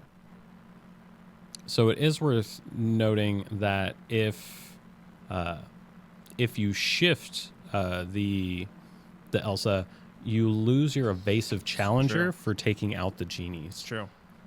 So what he could do, he could just play the Elsa. There is Also a bell. Right. But can't bell the genie and also take care of the other genie. Right. So what he could do is he could challenge into the genie and then shift. Well, he could challenge into the genie. Okay. So that's what we're going to Shift, see. Yep. Lock them down. Lock them down for a turn. Has the opportunity to take out the Calhoun. But like you said, Elsa no longer has evasive. So that Genie, even though it's not going to be questing next turn, is going to be another issue. We do have the Bell. So next turn could only move 3 damage from the Elsa to the Bell or to the Genie. We do have a Fox, so we could bounce back that entire stack. Alex is starting to turn the corner, but with Luke at 18, that is definitely difficult. Smee, and there's a library and a dock. Wow. Wow. And here once again we see that Amethyst Sapphire sometimes struggles to deal with these wide board states. Yep. Oh, and there's just too much diversity. He needs an evasive. Or he has something that has evasive that he needs to answer. He has 2 other characters that need to be answered and a location that needs to be answered. So it's just a diversification of threats here. I just don't know what combination of cards Alex could have at this stage, given the ink that he has, to be able to do this. Right. And this does kind of showcase this sort of newer play style that we started to see with Dock becoming popular, where we see Dock paired with locations like the library and Seven Dwarfs Mine that diversifies your threats into your lore threats into different areas where you need various removal in order to be able to answer all of them. Yeah. And we can kind of see where that can prove difficult for some color pairs. Yeah, absolutely. Alex sees it, unable to answer the diversity of threats that Luke presented. So game 1 will be going to our Amethyst Steel player. Pretty good showing from Luke. That was a very convincing performance on Amethyst Steel's dominance. Definitely. It definitely showcased what the game plan that Amethyst Steel wants to do, which is gain an early lore advantage and then work to close out the game with threats like the library as well as lore threats like Goat and Genie. Yeah, Genie was definitely, he drew 3 Genies in that game. Immediately replaces itself, quest for 2, and also requires their opponent to have a combination of answers, a combination of cards in order to answer 1 Genie. Right. So we saw the first Genie get taken out by a combination of Elsa and Crab, and the second one was taken out by just 2 hits from the Elsa. Right. But that was so much time that it was accruing value, more so than it already did just replacing itself on draw or play. And I think every Genie got at least 1 quest off. Yeah. And that definitely generated a lore advantage that Blue Purple just didn't have time to catch up. That's what we were talking about, was that Blue Purple doesn't really have the ability to play catch up that easily. Right. It doesn't have the be prepared that the Ruby counterpart has, right? So we also didn't see some of those bigger Sapphire removal threats that we talked about. We didn't see a Hades. Smaller Sapphire cards, right? All we saw was a Donald, I believe. Yeah, and there was no ramp. So, going into this second game, I wonder if Alex is looking for, the turn 2 ramp, the Tipo or the Sail the Azurite Sea. That'll allow him to get the lore or the ink advantage that second color is known for. We saw Luke very much capitalize on both sides of his deck. Alex just wasn't able, didn't draw anything besides Amethyst cards. Right. And I don't know that I've seen anybody play a mono color deck yet. I will say, if you were to choose a color, Amethyst would be mono Amethyst is probably one of the easiest. Probably the best one. And Alex, to his credit, got really close to turning the corner. If Luke had a more anemic draw, I think Alex may have been able to turn the corner in that game, because he was setting up to be able to bounce both Elsas, and to be able to replay them and continuously lock down the board and continuously be able to challenge into things. Luke just had a little bit more aggression, and Alex stumbled. Right. It's also worth noting that playing into an Amethyst matchup when you turn that corner is also very important. Right. Where you could turn the corner at 16 to 18 lore. It's hard to prevent an Amethyst deck from winning from that position. Yeah. Because that's at that point the deck is what people refer to the goat zone, where Right, yeah. at that point you're prioritizing Merlin goats That is and white roses prime to gain low. roses and goat territory. Far more comfortable if you are in the 13 to 15 range Right. when you turn that corner. So we'll see if Alex can do it in this game. Just inked and passed on the first turn. No 1-drop, unfortunately. And we see a Diablo 1-drop for Luke.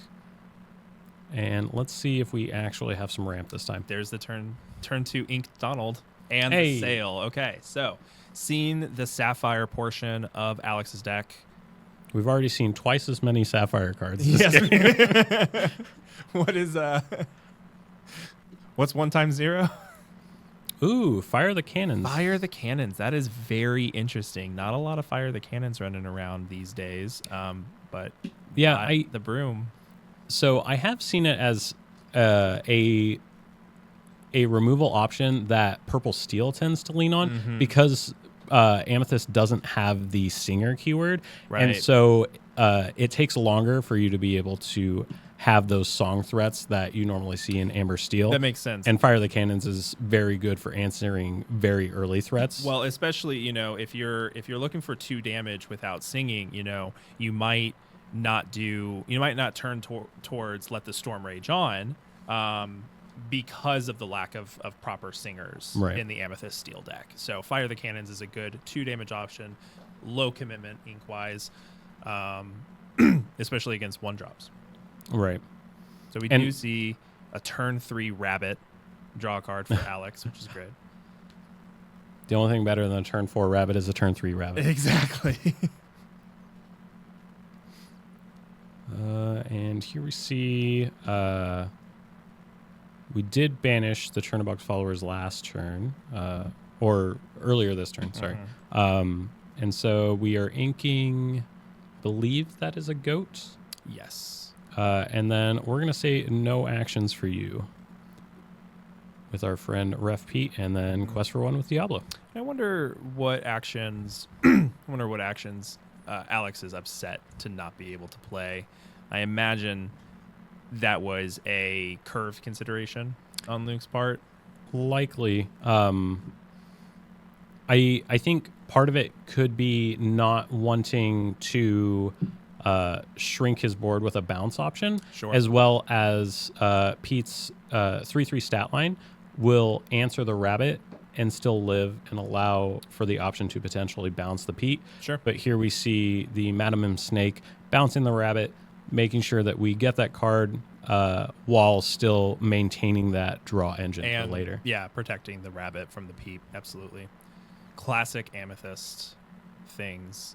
We do see Chernobog followers inked and the Chernobog followers played. Classic.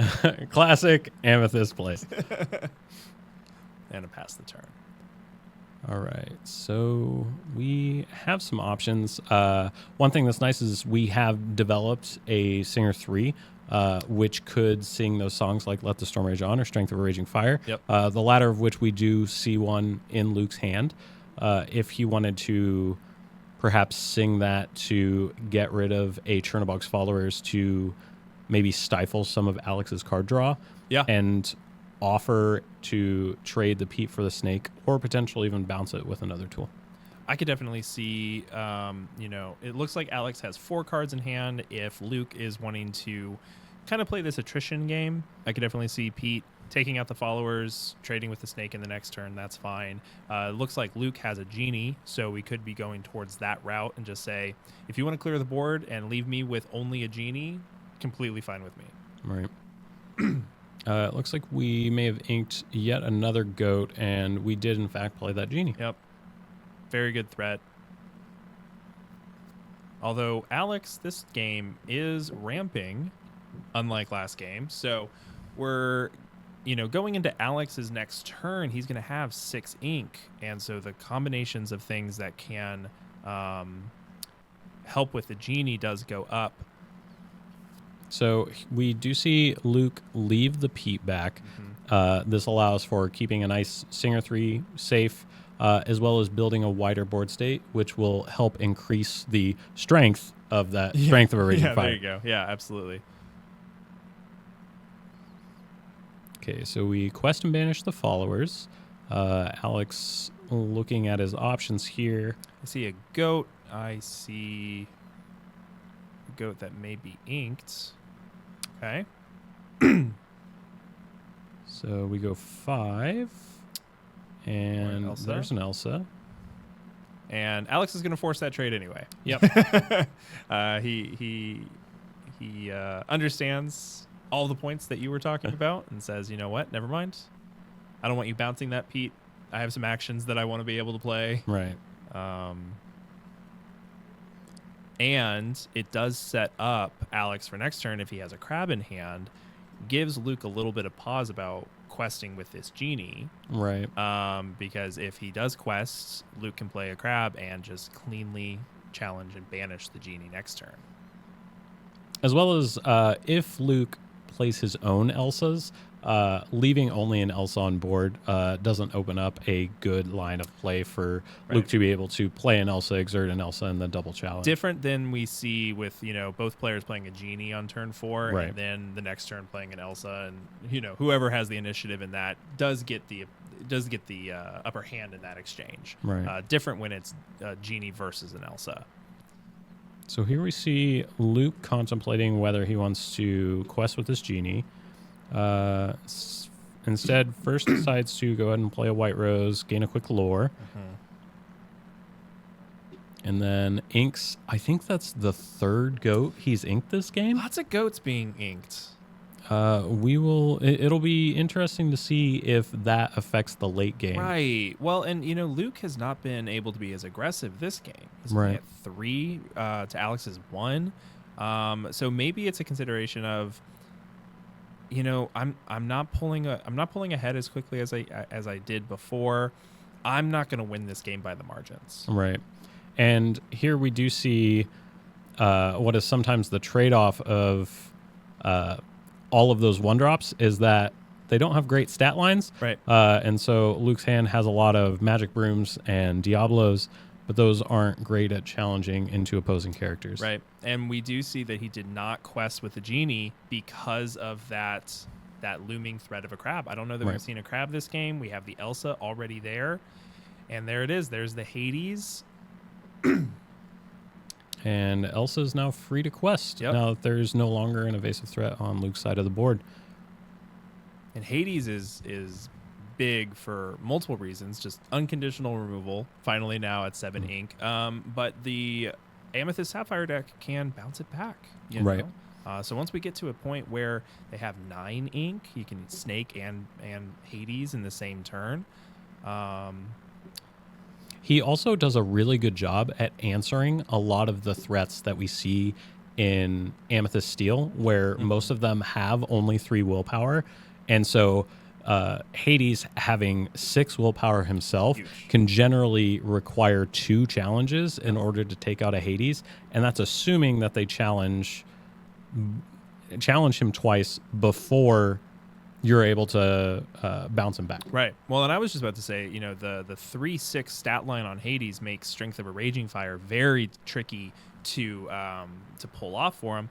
Instead, Luke floods the board and strengths the Elsa, which I think was a good play. Right. Again, kind of doing what he has to, just the way that his hand has shapen up. Lots of card draw, lots of potential card draw on the board right now for Luke. Right. We'll see what Alex can do. I think Luke is empty-handed at this point. I believe that is true. Yeah. So here we see Rabbit. Keep that hand nice and full. Yep. I think we may see a Fox bounce the Hades. I think you're probably right. Yep. There we go. And just say, listen, if you quest, your board is getting banished by the 2 characters that I developed this turn, and if you don't quest, my Hades is going to take out your biggest threat. Right. So on board, we do see one thing that pairs really well with Diablo, and that's Merlin Crab. Merlin Crab being able to make your 1-drop Diablo a 3/1 while it's challenging presents a lot of very favorable trades, Right. where your Diablo is able to take out a threat and draw you a card in the process. Strength of a Raging Fire, solid draw here. Yep. Allows for taking out that rabbit to try to cut off that card draw engine. Cut off that card draw and also a challenger that was already on the board, right? But again, Luke empty-handed, looking for some of that card draw. Didn't draw a character last turn, drew the strength, unable to quest and banish his own brooms in order to get some more answers, which I think he might have been looking for. Yeah, I wonder if we may actually see Alex Hades the broom before Luke is able to play a character. That's what I'm curious about also. There's 3 potential cards for Luke on the board. I could see the Fox taking out the Diablo, and then the Hades taking out the broom. The Fox could also take out the Crab. Yeah.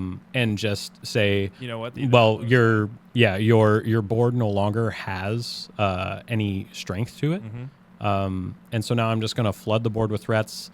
And then if you take out the Crab, the Diablo and the brooms aren't going to be great at answering your board. Alex is doing something similar to what Luke did to him last game, where it just said, you know what? I'm gonna flood the board with threats, and your position is worse than mine because I have a hand. It's basically what he's saying.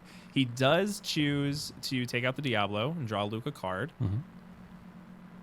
And Luke did draw a character or two. I think a Crab and a Followers. So Luke's going to go up to 8. We're going to see that Followers, and we banish Broom. And banish another Broom. These new characters he drew have significantly better stat lines Very than those draws, yes. I believe it was a Smee, a White Rose, and a Crab. Yeah, Crab was for turn, and then Smee and White Rose were the 2 draws off of Broom. Definitely traded up. Questing to 9, go up to 10 with the Rose, and then develop a Smee. Yep. This board that Luke has built looks significantly more intimidating than the turn before. Yes.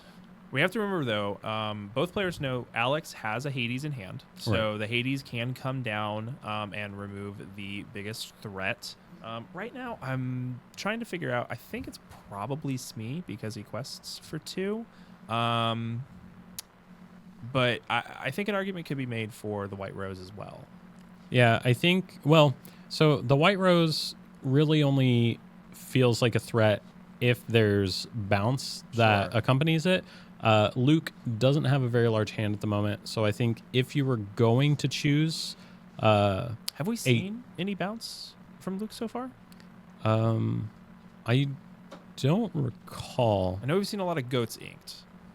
We've seen a slew of 1-drops, but I don't think right. we've actually seen any snakes or foxes. Right. So I think we are seeing this Hades, and we are going to take care of this. Yep.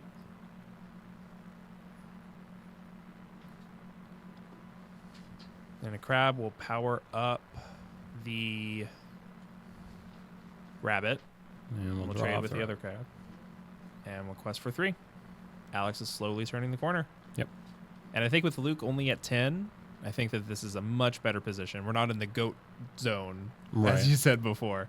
Not to mention 3 goats have been inked. What's also interesting is I think Alex has enough to be able to play a Mim and then replay Hades at this point. Sure. And I do believe I saw a Fox in Alex's hand, which is probably the best answer that you could have there, where you can now...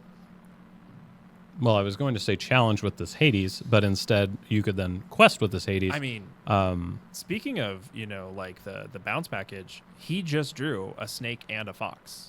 Right. Those were his last 2 draw steps, or last 2 draws. So Luke is starting to get the draw package that we haven't seen for the first half of this game.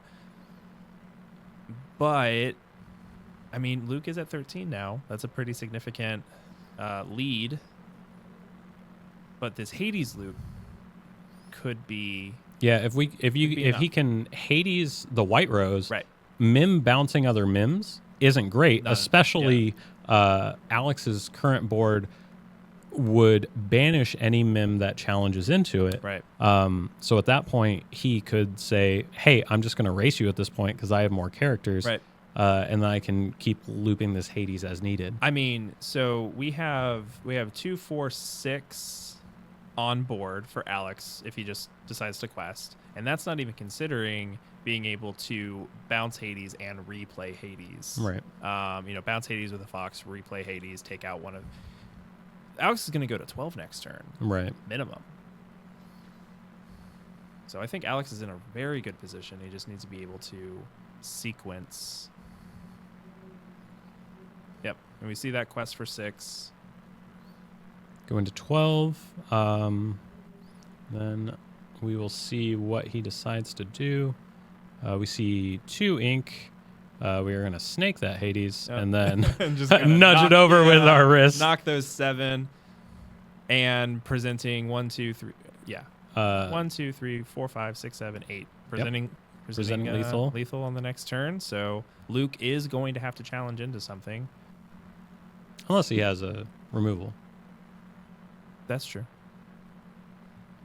Steel is known for their removal. Yeah, but what removal?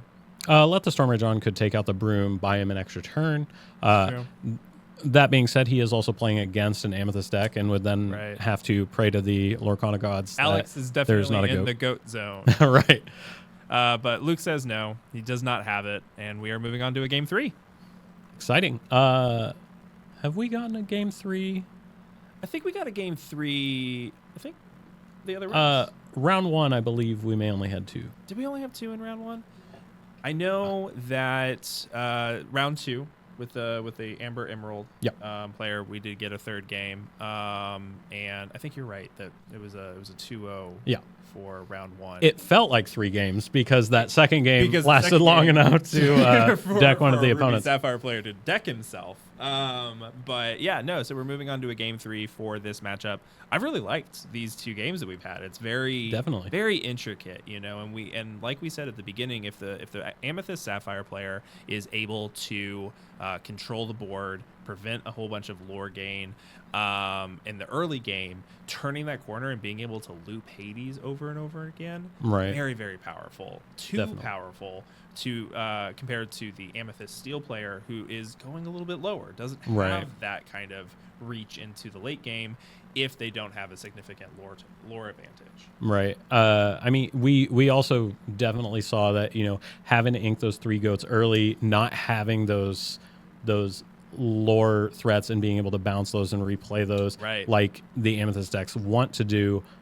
White Rose essentially being half a goat is a little was not quite enough in order to get over the finish line. Yeah, I think Luke ended that game at 13. If both of those White Roses had been goats, obviously the cost of both of those would have been different, so it probably had like a chain reaction. But if you just consider that the White Roses, if those were goats, that would have been 3 additional lore. Luke would have been at 15 or 16, and that would have completely changed the texture of that game, and especially the ending. So it may be that Luke regretted inking so many goats, but again, you kind of have to play with the cards that are dealt. Right. So for game 3, we'll see Luke on the play this time. I think given that Amethyst Steel is the more aggressive of the 2 decks, that's where you want to be for game 3. Yeah, and I think he's been on the draw for the last 2 games. I think he was on the draw for game 1 as well. Oh, he was? Okay. So this will be the first time that he is on the play. So we are just resolving our alterations, doing some shuffling, and waiting to get underway. So snake into the inkwell, play a broom, and pass. Brooms everywhere. Looks like Alex does have a couple different options for a 1-drop. I also see a Tipo. Hey. That is getting inked, actually. So into a followers. Followers versus broom is an interesting dynamic. It's fine. There's a second Tipo. Oh, okay. Good. Glad you caught that. I think I also... Do I see a Donald Duck? I think that's probably going to get inked also. I can't quite catch what went into the inkwell for turn 2. once again, we have that fire the cannons, Mm-hmm. cuts off the potential Yeah. snake line Yeah. on turn 2. Potentially strands the 2-drop. Right. But I assume Alex is probably content to TPO on turn 2. Yep. And just keep on trucking. And I think this is where the Amethyst Sapphire deck really shines in an Amethyst mirror, right? Right. Where you're on the draw, but get that ink advantage. Right. And so, you're kind of taking the initiative back from the player who is on the play when Right. you can do, a TPO, which is a character, Right. into a third ink for the turn, right? So I think this is probably the play pattern that Alex is looking for. It's also interesting that both Amethyst decks generally their draw engines require banishing themselves Right. until they get into library and your 4-drops. Right. And so the Amethyst Sapphire deck being able to play their 4-drop on turn 3 and get to that card draw engine a turn sooner definitely helps whenever you're on the draw. Definitely helps. Well, and library is basically a 4-drop because it needs an additional 1 ink to move a character before it turns into a card draw engine, right? So really that turn 4 is a very pivotal turn. As we see right here, Luke is going to be drawing a ton of cards. Oh, almost forgot to quest with that broom. Before we get rid of that broom, let's go ahead and quest with it, play another broom, and banish it to draw 2 cards. Yeah, this is where we will likely see this very powerful combination of those 1-drops in Amethyst that want to banish themselves to draw a card. Yep. Pairing very nicely with the library.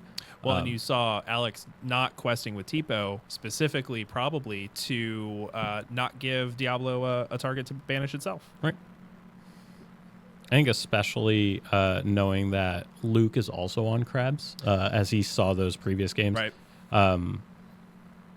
Being able to control that Diablo gets banished on Alex's terms versus on Luke's terms when he may have a crab. And I think Luke did ink a crab that turn. So back over to Alex. I do see a Donald Duck, and I think I see a goat. I think there's another Sapphire card in there. I can't tell if it's a Donald Duck or a Hades. We're a little far away from Hades. Let's see. Donald Duck is just ink. So we're gonna It's a good draw. Insert the broom. Yep. Take out the broom. Yep. So we're just gonna leave him with an empty board. And then are we questing for 2 or are we challenging the library? It looks like we're questing. And I think a lot of that decision probably depends on, if I was Alex and I had a crab, I would probably want to work my way into a situation where I can banish the library with the assistance of the crab. With the quest, I imagine that Alex says, you know what? Get your card advantage. You're not going to have anything on board. I have a bunch of stuff on board now. I also am going to have the ink advantage, so I can react to you better. He's also coming up on the Elsa shift turn. Right. And so he could be looking at this as library's only generating 1 lore a turn. Right. If I shift Elsa, lock down your board, I'm questing for 6 next turn. That's true. That puts me at 8, and your stuff stays exerted. Yeah. Like, that's a good place and to be. Elsa's shift is huge. Right. And unable to be taken out from Fire the Cannons or Strength, really, especially on an empty board, right? Luke is not going to be able to develop enough characters to be able to take out an 8-cost Elsa. Right. The alternative is, 8-cost Elsa is a 4/6. Yes. So you got 4, 5, 6, 7 power on board. Could end up taking out the library if it does become an issue over the course of 2 turns. Right. You could shift the Elsa, quest for 3, following turn, challenge with Elsa, bounce with like a fox, and then finish the library. And now you've cut off that card draw engine. Meanwhile, Genie's just off doing Genie things. Genie's just genieing. He went on vacation at the end of the first movie. This is his vacation. And we see a genie on Luke's side of the board. Yep. Lots of cards in hand because of that library and because of the one drops, but no ink to really capitalize on that yet. Right. That could also be where Alex is coming from as far as like you already have a ton of cards in hand. Right. If you want to draw more off the library, that's fine, but the library isn't a huge lore threat at the moment. Right. And that could be where his focus lies. All right. Passing on back to Alex. Yeah, that shift else is going to be huge. Right. And he does have a crab. So we could see something set up here, although I think the crab might be the only inkable in his hand. I see a rabbit and a Shift Elsa and a snake. So Shift Elsa coming down. I would love to just see a quest out. Yeah, absolutely. Quest out for 6. Goes to 8. Is left with a rabbit and a snake in hand. So if he wants to, he can bounce back that Elsa. Right. The Elsa stack and generate some advantage that way. Or well, and interestingly, if he bounces back the Elsa stack, he could then potentially ink to 7 and replay the 5-drop Elsa. Right. And then the next turn, the 8-drop Elsa by itself. Right. Yeah. And just kind of do, instead of doing the Hades loop that we saw last game, we can do an Elsa loop. Alternatively, Alex could do the rabbit, snake, bounce, draw. So we'll see what ends up happening. So here we see Luke plays a fox, bounces his Diablo back to hand, gives him a challenger to try to maybe cut off some of that lore gain potential. Tipo a pretty easy challenge here for the fox. Yeah, and I wonder if we have a crab that could challenge in, or the crab that could beef up the fox to challenge into Elsa. Oh, that's also potential. That's what we have. And there it is. It's very good to get that Elsa off the board. It's an enormous threat, especially with bounce floating around. Right. So now this library presents a much larger threat. Yeah. Given that we no longer have that Elsa tool to present a ton of pressure, as well as the reusability to be able to kind of keep those lore threats locked down on Luke's side of the board. Right. Yeah, and Alex inked his crab last turn, which would have given a lot of additional power to manage this library. But now I think we're looking at a hand of 2 snakes and a rabbit, so he might just have to go digging. Right. His turn might be just draw a whole bunch of cards. I wouldn't mind taking a couple chip shots at the library, maybe with the Tipo. 7 is a lot easier to get to than 8 in one turn. Right. A crab plus a fox equals 7. So with 1 additional damage from the Tipo, I could see that working out if he is able to find a crab and a fox. Alex taking his time, seeing what line of play he wants to go with. So currently, we're going to challenge the genie and then replay our genie. Draw a card. Picking Goat's a pretty good pickup in terms of being able to answer that library. I have not seen. He just inked a Queen's Castle. I had not seen that this match. I haven't either. I think that makes a lot of sense given the current board state. Yeah. You know, there's a crab on board. Queen's Castle isn't necessarily where you want to be at the moment. I would have loved to see it a couple turns ago. Right. Remember when the board was like clear and it was just like Genie, Tipo, Elsa? Right. Like that would have been a great follow-up. Yeah, especially if you could have made them choose between getting rid of the Elsa or getting rid of the castle. Would have been amazing. But as right now, I agree with Alex. I think it does just need to be ink. Another Genie from Luke.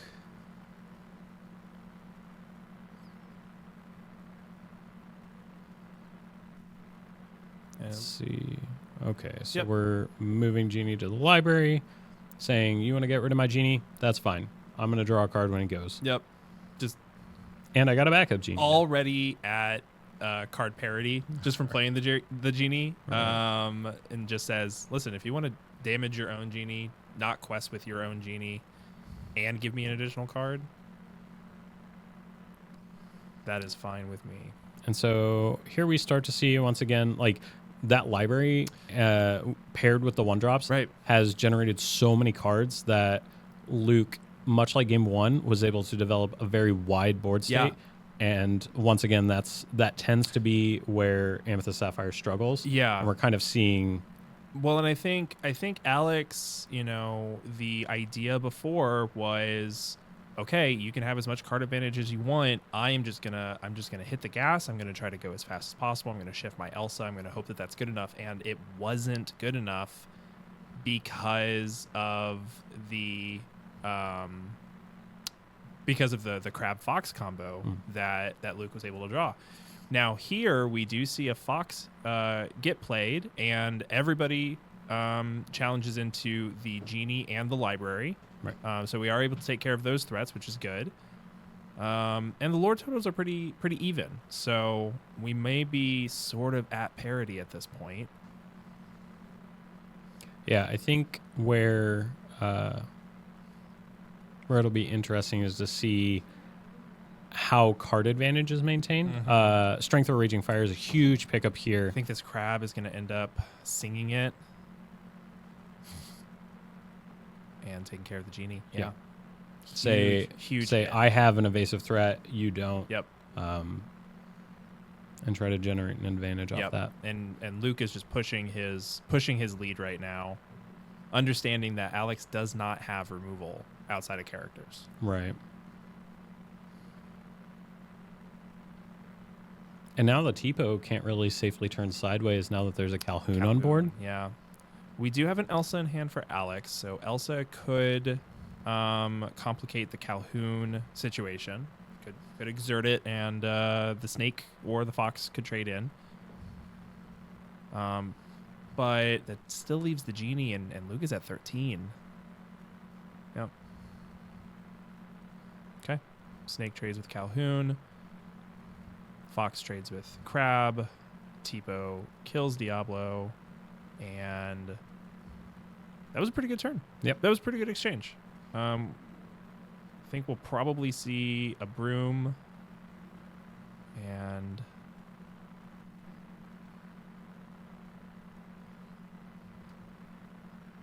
inking of a goat. Yep.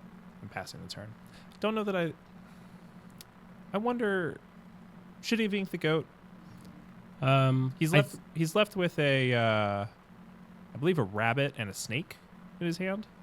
So I think inking the goat here, I'm not entirely sure how much ink Alex is at. I think he's at 8 now. So it could be that he's just looking for more ink in order to be able to dig for threats and still be able to play what he draws. Here we can see the lovely interaction of when you have multiple Madam Mims, where you can just kind of quest with your board and then re-ready everything when you have enough ink. And Luke goes to 15, presenting lethal. So at minimum, we do have the snake that can bounce the Elsa. The Elsa can be replayed, and it can challenge into the broom. Right. Tipo could also team up to take out a snake if they wanted to. So starting with broom.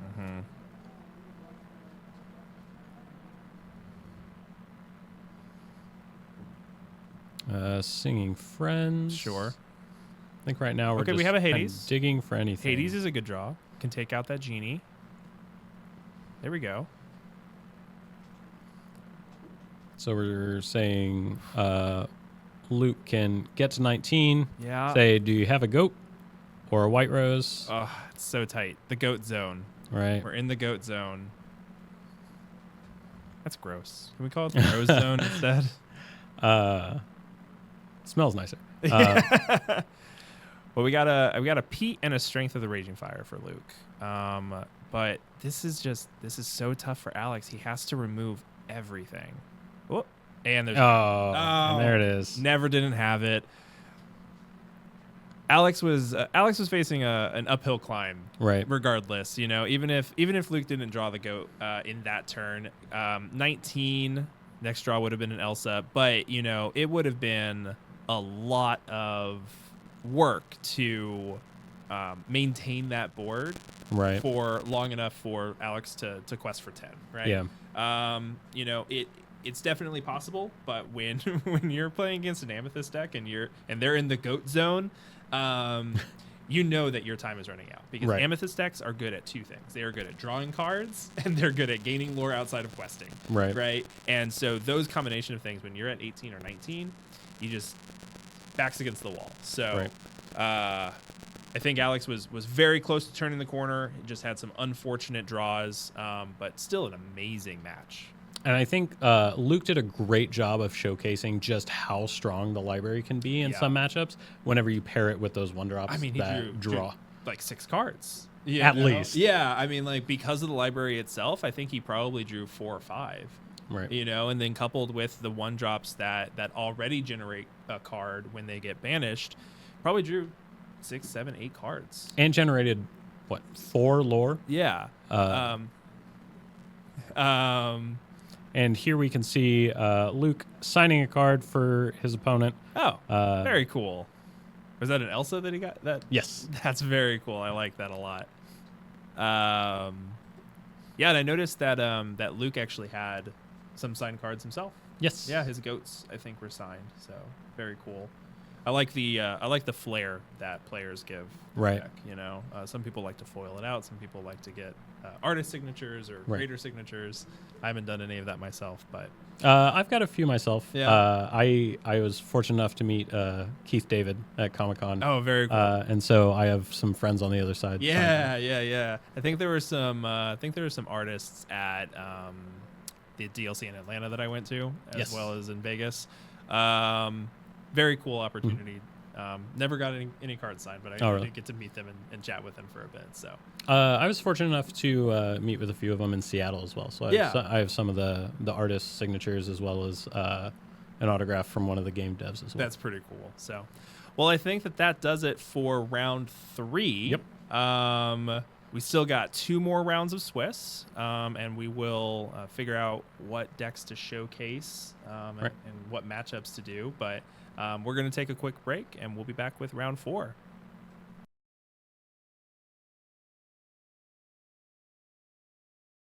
And welcome back to QwestKC's McDuck Vault Tournament here at Pulp Fiction Comics and Games.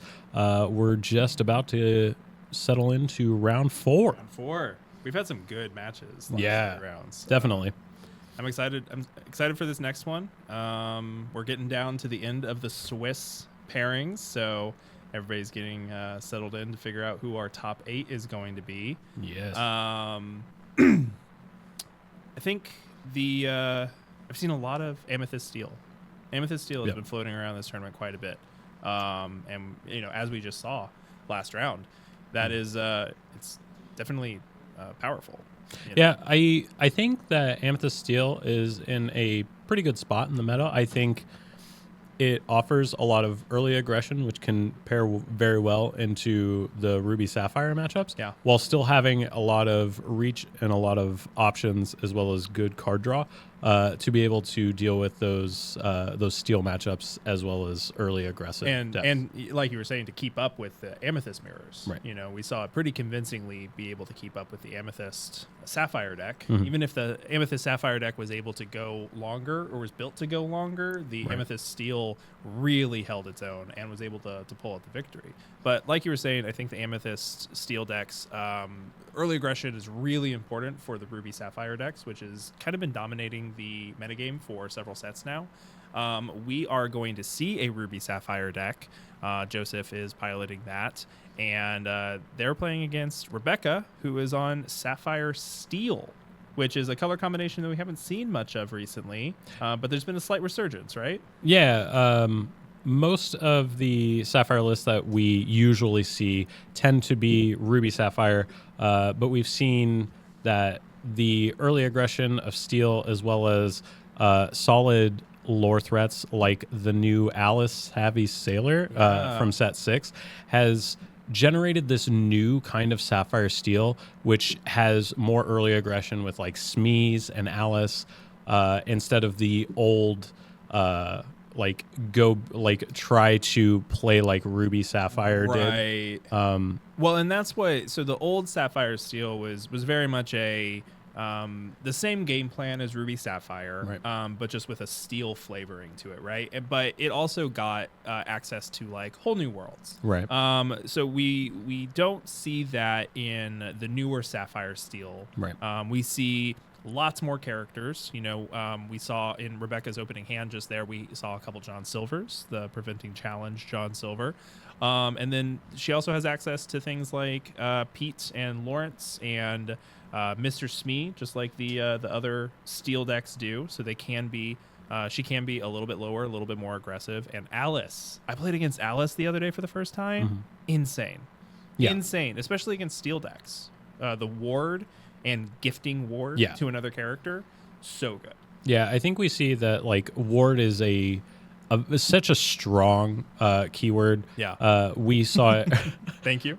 We saw it early on in earlier iterations of Sapphire Steel that like Cogsworth was such a menace to deal with as a 5-drop singer simply because of that keyword, and being able to hand that to other characters is just super strong. So getting into this game, Joseph inks and no turn 1 play. And we see Mickey into the inkwell. It's interesting to see Mickey Food Fight Defender really solid into Amber Steel decks that want to shoot something for 2 early on with the Cinderella song combos. Yeah. And so a very solid option into those decks. Absolutely. Joseph does have the turn 2 ramp, kind of the choice of the turn 2 ramp. He went with inking a Tipo, playing a Sail, inking a Visions, I believe. But no 1-drop to follow it up with, and back over to Rebecca. So here we see Rebecca taking a second to figure out what she wants to ink. She decides on a Mr. Smee into the inkwell and 1 onto the board. Ink is me, play is me. Classic. And questing for 1 with that Robin Hood. I wonder if we're going to see the shift line from Robin Hood. I wonder how good the shift Robin Hood actually is into the Ruby Sapphire deck. So a lot of the Ruby Sapphire lists are on fewer Medusas nowadays. And here we see Super Goof, a very strong answer into that Robin Hood, and maybe an answer that isn't necessarily expected. This is a newer addition that we've sort of seen crop up in some Ruby Sapphire lists that allows for an earlier rush threat that can catch people off guard, as well as helps get you on the board as the Ruby Sapphire player early on. Well, and we see kind of a different variant of Ruby Sapphire playing these sorts of super goofs, like you were saying, and it's difficult to know which one you are up against. Rebecca probably did not even know that Super Goof was going to be an option. Probably didn't consider that on turn 4 was going to have that ability to be able to do that. Super Goof, also 4-cost card, easily can sing How Far I'll Go, especially after the John Silver prevents it from challenging. Very good backup plan. We still have 4 ink. We are going to play out a Grandma Tala and just flood the board with 4 drops. Yep. And I also don't think that Joseph has inked for the turn. So we may see him go to 6 total. Correct, because that really 5th ink would have been from How Far I'll Go. Really press that advantage. We finally have a 1-drop, and it is Popsicle. Like we talked about in round 1, Ruby Sapphire is so good at just drawing cards, just cycling cards, just getting the card selection that they need. That is what this deck does so well. And since we're not using that Hiram, we decided to banish the Popsicle to heal up the Goofy rather than leaving it around for a Hiram draw option later on. Well, and like you said, inking the Hiram kind of cuts off that line for now. And Goofy being a 2/4 means that Rebecca would have to commit both of these characters to a challenge and also give up the Smee. So definitely a good play. Sometimes we forget that Popsicle has some extra text on it. You're telling me that card doesn't just say banish this item, draw 2 if you have a Hiram Flabbersham? That is mostly what it says. Oh. But much to people's chagrin, it does have extra text sometimes. Huh. And here we see a Pluto guard dog. A fantastic option given that while it doesn't have damage, it is a 5/5, and it would cause either of these characters to be banished if they were to challenge into it. Yeah. So we do see Rebecca kind of splitting the difference. She does challenge into the Goofy with John Silver, quests for 2 with Smee, and John Silver, captain. Yep. No damage on Mr. Smee. So yeah, if Joseph does want to quest with this Goofy, get some more lore, he is going to have to challenge into that Pluto, which not a favorable trade right there. Right. Yeah, I was curious if we were going to see maybe Goofy challenge into Pluto while he's a 5/5, and then have the grandma take out I was Pluto about that while as well. it was down to a 1/5. Yes, but it does look like Goofy will be challenging into Pluto, and then a Be Prepared. So it was just to get that 2 lore. Yep. Gentle Mind. Board is reset. Back over to Rebecca. I think Joseph only has like 1 or 2 cards left in hand. So, but I think they are both Maui half sharks. Those are good cards to have left over. Yeah, if I was going to have 1 or 2 cards in hand, both of them being Maui half sharks would definitely be where I wanted to be. Absolutely. So here we see a Beast Tragic Hero. Solid draw option to help refill the hand. Good turn 5 on an empty board. So it does look like we have 2 more half cards. sharks, a Hiram, who And a sadly grandma. is missing an item, and a Grandma Tala. Okay. So a couple more cards than I thought, but still have those half sharks. So half shark, obviously wanting to punish characters who want to be or who are exerted, and being able to get back some of those actions. But unfortunately, Beast Tragic Hero doesn't want to exert. He just wants to sit there and draw cards. Kind of doesn't want to exert regardless, right? Oh, but this is great. She's going to play a Pete. Rebecca's going to play a Pete, prevent any actions next turn, and a John Silver to prevent the Maui from challenging. Yeah, that's actually a really interesting interaction with the steel decks, is that obviously half sharks center around being able to play actions and get them back. Pete being able to stop that interaction is very huge. And we can actually see it pay dividends here in that one of those cards from Grandma Tala was a Let It Go, which can't be played this turn. No, so Joseph puts it on bottom and grabs the other card.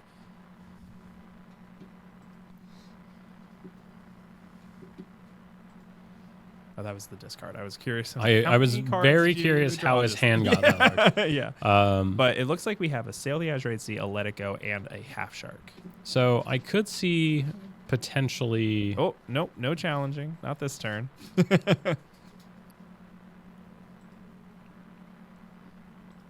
Yeah, here we kind of see those 2 exact cards cut off everything that Joseph wanted to do this turn, which was playing actions and challenging. So we're just going to see another half shark played, the first half shark questing. I mean, this is still a pretty good position for Joseph to be in. Rebecca really has to turn and capitalize on this while she can. Yeah, I don't know if I've ever seen somebody with 2 half sharks on the board ever not being considered in a good position. Right. Well, what I always think is, if I was on Rebecca's side, I'm looking at this and I'm thinking, okay, they only have 1 card in hand. All I have to do is deal with the board. I just have to deal with the board. And so I'm looking at it, and her hand, she has a Cogsworth, she has a Mickey Mouse, and she has a Calhoun. Not able to deal with the board as well. So we're just going to flood the board with a Cogsworth and a Calhoun. And I don't see any clean quests here. I don't know that I would quest. You got the Beast. Joseph has 1 card in hand. I mean, granted, his deck only draws cards. So that's no guarantee. But with the Beast on the board, the Beast unexerted, I would probably hold back. At this point, if Joseph wants it, he could get back Be Prepared. Right. Well, and we do know that Let It Go was the last card in Joseph's hand. That's true. So I assume that's probably going to go toward this beast. Yeah. And you could even potentially let it go the beast and then challenge with Maui and get back Let It Go and even let it go another target. Looks like Maui's going to challenge into the Pete, get back How Far I'll Go. Grandma Tala sings How Far I'll Go. And I think Joseph is getting his Maui lore, 2 lore from How Far I'll Go right now. And then, yeah, with both of these half sharks, you know, we could see probably going to get back the How Far I'll Go again. Yep. Yep. Looks like that's the case. How Far I'll Go is already so good. Adding on gain 2 lore. Right. And then, so you think we'll probably see the end of the turn with a Let It Go. Let It Go on the beast? Probably. Just cut off all extra card draw.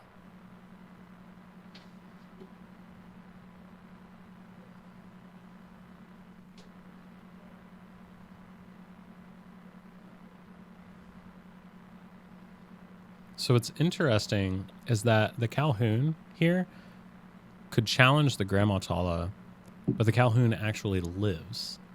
Oh. Because it has resist 2 from the Cogsworth.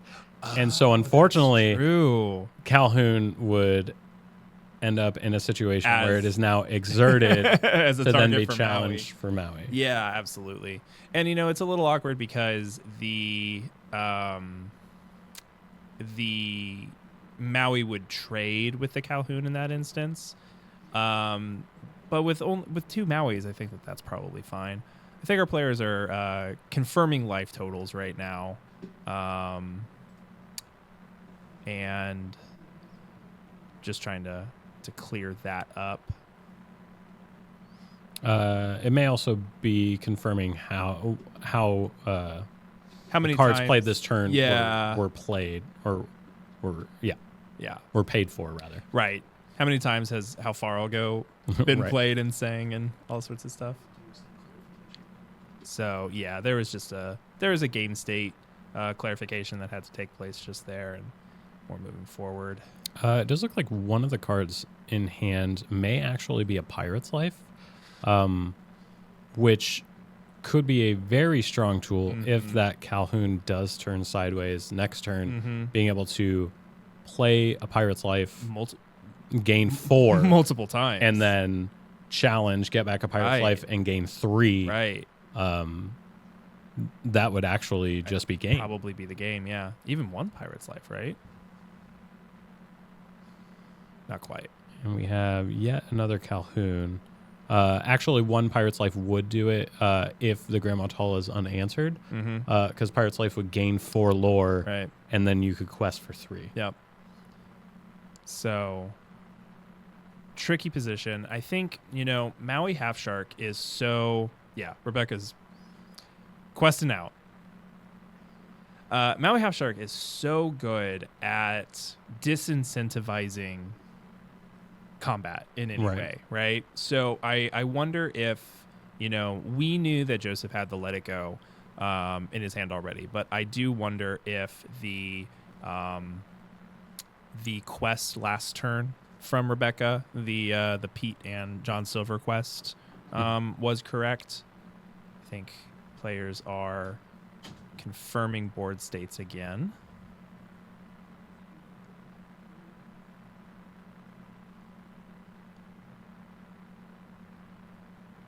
Yeah, so there's just some. Yeah, it looks like we are. Yeah, we might be going counting back. ink. I could see how ink math can get a little confusing when How Far I'll Go was played. What, like multiple times, 4 or 5 times? Yeah, multiple How Far I'll Goes, and then Grandma sang it one time, right? And curious what prompted that, but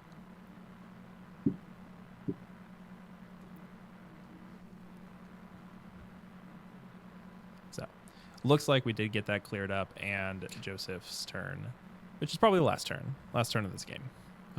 Yeah.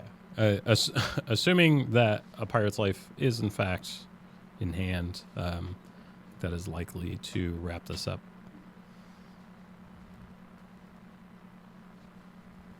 Well, and I see Rebecca's line right here where, yes, both these characters that she exerted would not survive the combat, but neither would the Mauis. Right. Right. So might as well, no use spinning your wheels. I may have wanted to see Calhoun challenge into Grand Matala, but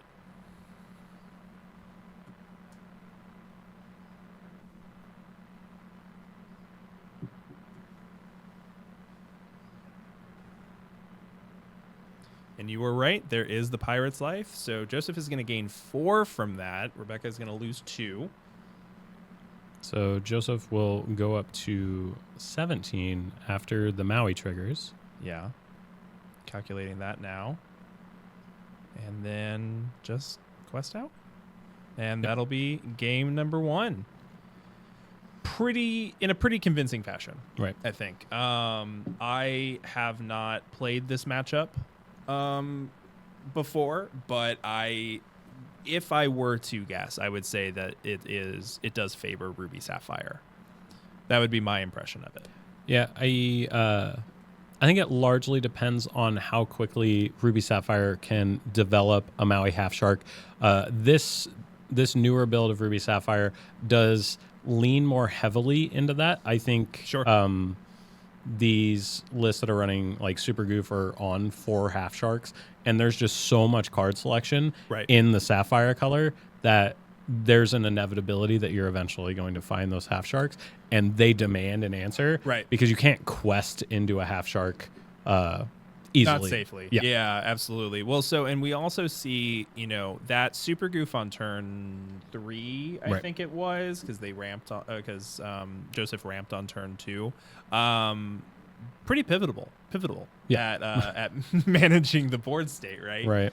Because it was able to, it took out a Robin Hood, may or may not have shifted the next turn, and then it also was able to get some damage put on it from the John Silver. Right. It cost him a popsicle because he healed it back up after the Robin Hood attack. But it definitely helped stabilize the board.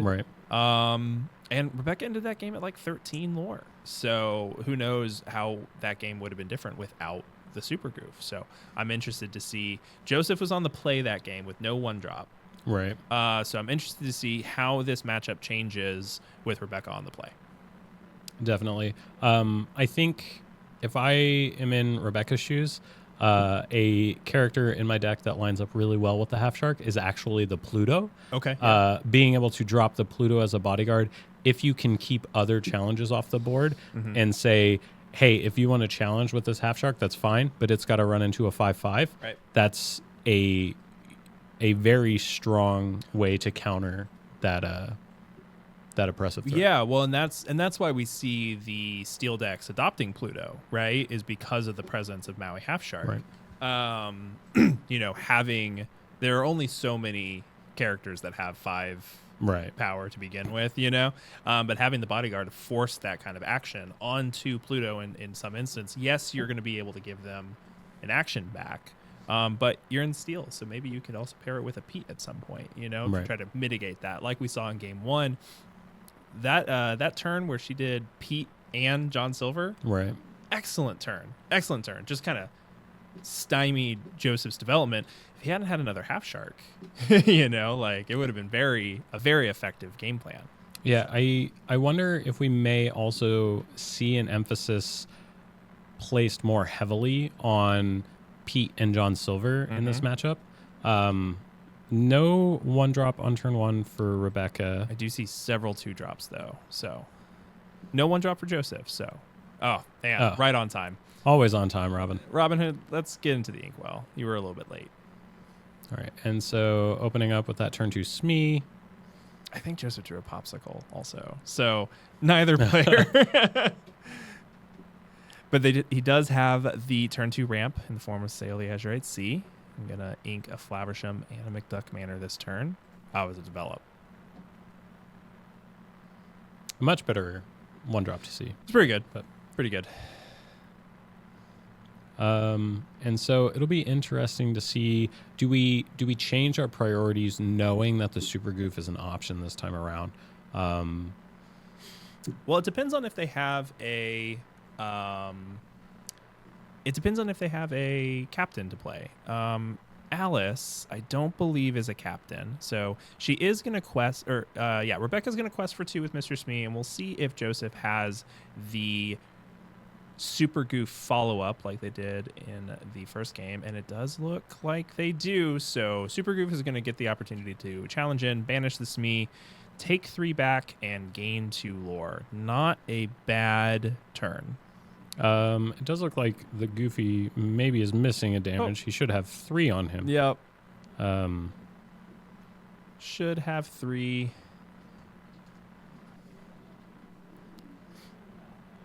We're going to go ahead and get that corrected. But in the meantime, Rebecca is taking her turn. Has a couple different options. I see a Doc, a Calhoun, I believe another Alice. Is that 2 Docs? It may be. It is a Calhoun, 2 Docs, an Alice. And you know what I'm seeing? I'm seeing a lot of uninkables. Yeah. I can't tell what that middle card is. But if it's not inkable... Okay, it's a Mickey, and it's inkable. So, I could see playing out the Calhoun and playing out the Doc. Without a trigger. Maybe without a trigger, or just trading up the Doc and the Alice for two different cards. I think developing a Calhoun, playing a Doc, knowing you have a backup Doc. Doc doesn't feel the greatest if you're discarding 2 cards to draw 2 cards. Right, yeah, for sure. And then you can always play the second Doc the following next turn. I'm just curious. So, like, Alice costs 3, right? Mm-hmm. So, and that's actually the direction that we're going to go, is playing the Alice. So maybe next turn we'll be able to do Calhoun Doc. Right. And Alice is a 1/4, so that lines up pretty well with Super Goof. And we'll see what Joseph can do. So we see how far I'll go. Mm-hmm. So we're prioritizing some ramp. It looks like, is that another Super Goof? That's a half shard. Nope. Maybe another Super Goof. Which again, not the greatest. But I think that was a McDuck Manor that he took, and he inked the Super Goof. Alice, not really known for her ability to banish McDuck Manors. Right. Might be a little difficult. But, yep. Here comes a Maui. Maui, hero to all. Still a good card, even if some decks have been cutting back on him. Right. But he doesn't generate lore. Yeah. He doesn't get my actions back. Showing that you can, in fact, run more than one version of Maui. Yeah, that's true. So we are going to ink the Robin Hood, and I wonder if we will see the Calhoun Doc, discard Doc play right here. See, had we gone with that play last turn, we would have utilized all 4 ink and then could have played the Alice with a Doc this turn. Right. Where now we kind of have this conundrum of, like, do we use the Doc trigger, discarding a Doc and draw 2? Right. And it looks like we do, in fact. And we can play out this Mickey. There is something to be said about, being very efficient with your ink, like the whole concept of, playing on curve and being efficient with your ink, being able to double card, play 2 cards in one turn, does create these bursts of advantage. Rebecca got very lucky pulling that Mickey. Joseph, on the other hand, is going to ink a Maui Hero to all, quest with Super Goof, and are we seeing to be prepared? We are. Yes. Yep. So, let's go ahead and reset the board. Rebecca with 1 card in hand, going up to 2. See how she can rebuild. And I think Rebecca is at 4 lore, and Joseph is at 3. So there was a Goofy challenge and a quest. Yes, I think so.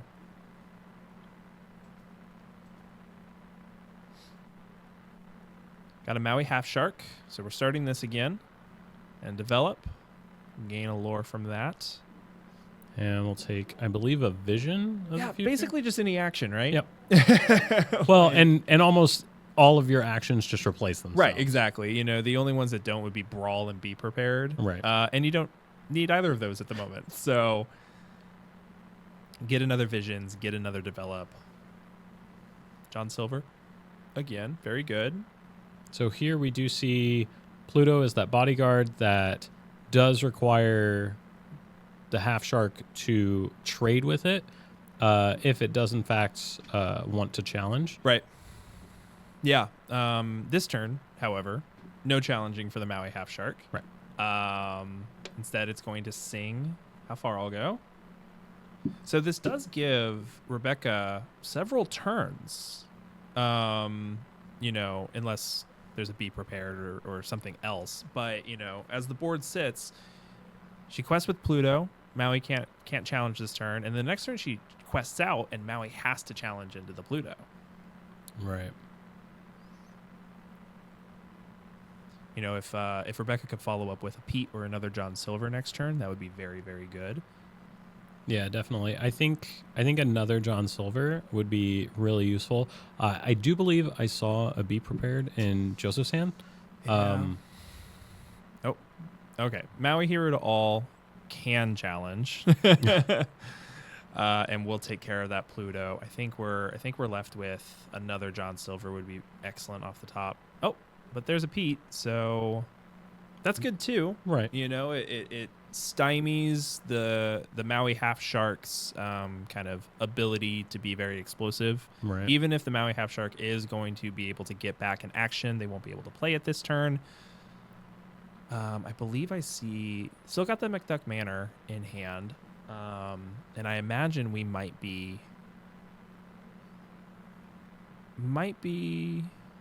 going towards that unless there are some more pressing matters. Interesting to challenge the John Silver over the Smee.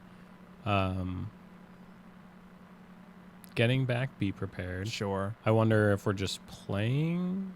Oh, okay. So 2 manors. So 2 McDuck Manors with a Be Prepared in hand. I think I see the vision. Yep. I think I understand. Oh, well. And unfortunately, the draw for turn was not a Pete. Not a Pete. Yeah, if Rebecca had like runner, like Pete, that might have been good. And obviously, Sapphire Steel being a color combination that does not have any access to rush characters, right? Makes this follow-up Be Prepared with McDuck Manor with 2 McDuck Manors on board. I do have the deck list. Are they running any Rise of the Titans? That or Hideaway or Cusco's? So I don't think so. Here we sing A Pirate's Life. Going up to 13, and then here comes that B prep, I think. Yep, going to 14. So we go to 14 with 2 manors on board. Yep. That means 18 next turn, and 20 the following turn without an answer. Yeah, just with no. Well, that's a good card, but I think it might be too little too late. Yeah.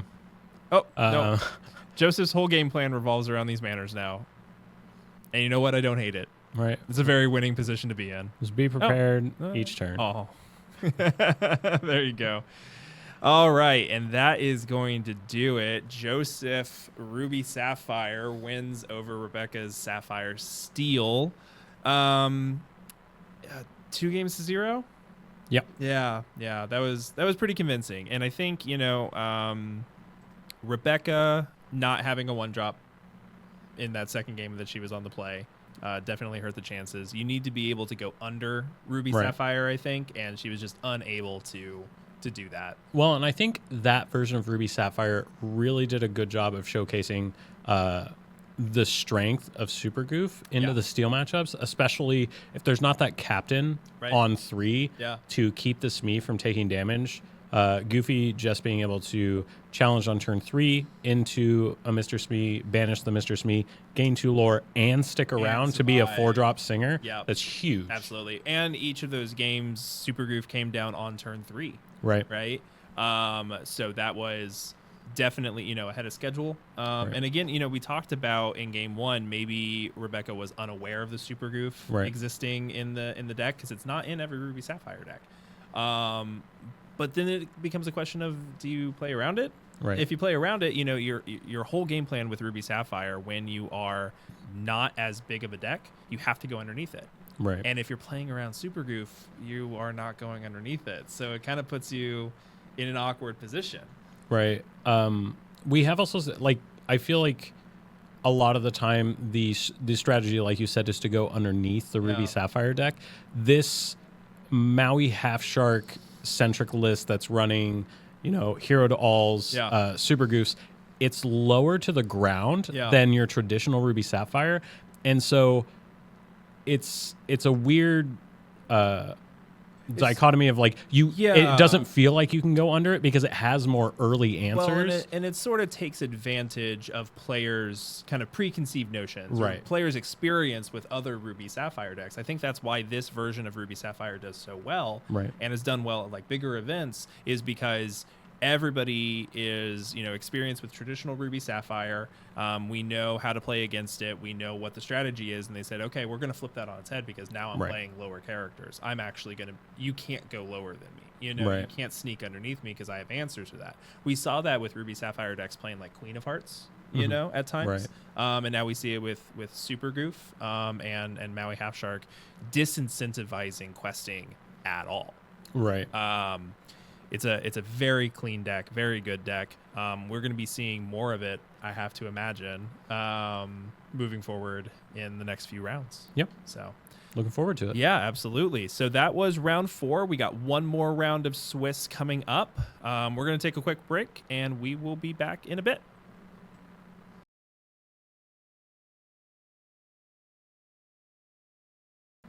Hello and welcome back to round 5 of the McDuck Vault Tournament, hosted by QwestKC and Pulp Fiction Comics and Games. Games and Comics? Comics and Games. Comics and Games. So yeah, we're in the last round of our Swiss pairings. We've seen some good matchups, and we're getting down to figuring out who's in our top 8. Yep. So we saw Joseph's Ruby Sapphire deck last round, and we got him again. This is going to be figuring out who's going to make the top 8 of these 2 players. And we got Mason on Emerald Amethyst. This is the first time we've seen Emerald Amethyst on stream. Yeah, we've seen a lot of purple steel, but not a ton of green purple. I know previously it's been really present in the meta, right? But somehow has seemed rarer and rarer in the current meta toward the end of the set. Yeah, it seems like it fell out of favor. I think because of Amethyst Steel kind of usurping it as kind of the preferred Amethyst deck. Emerald Amethyst can definitely be more aggressive. Mm-hmm. And, if we see the Bonsais and the Go-Go's are really aggressive cards that Emerald Amethyst has access to, I think we could see a pretty good game. I'm curious about this matchup, though. We have Go-Go's and we have Cloud Kickers, and I wonder how well that lines up with the Ruby Sapphire deck. So, Kit doesn't feel like it lines up super well into Ruby Sapphire, but one card that I feel like does line up pretty well is the 2-drop Ursula, where you can hit an early how far I'll go before they're able to play it, and kind of slow down that ramp option. Yeah, absolutely. Also, another, depending on who's on the play, another card that I think can be very powerful is Curse Merfolk. Curse Merfolk, if they don't have, the Tipo as their turn 2 ramp, or if they don't have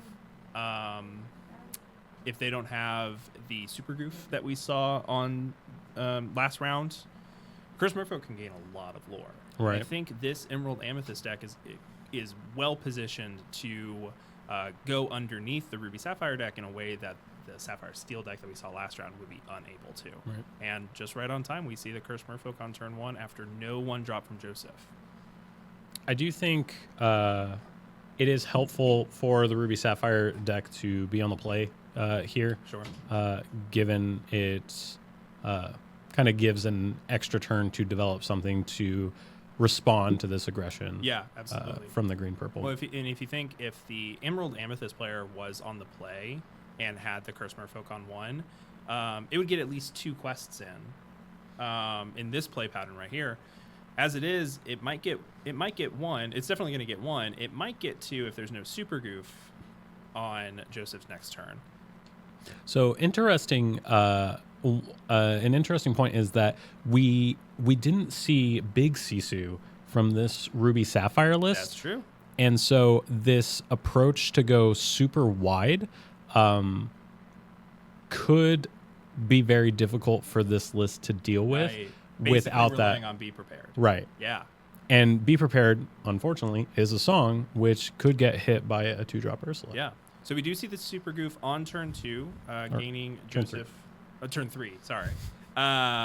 Gaining Joseph 2, taking out the Cursed Merfolk, discarding Grandma Tala. But back over to Mason, we do see the double 1-drop from last turn. And yeah, this more aggressive line without the access to either Sisu could be exactly what they need to be able to go underneath. Taking some time to think about his options. It's important to note that we are on turn 3, so something like a Madam and Fox here could answer the Goofy.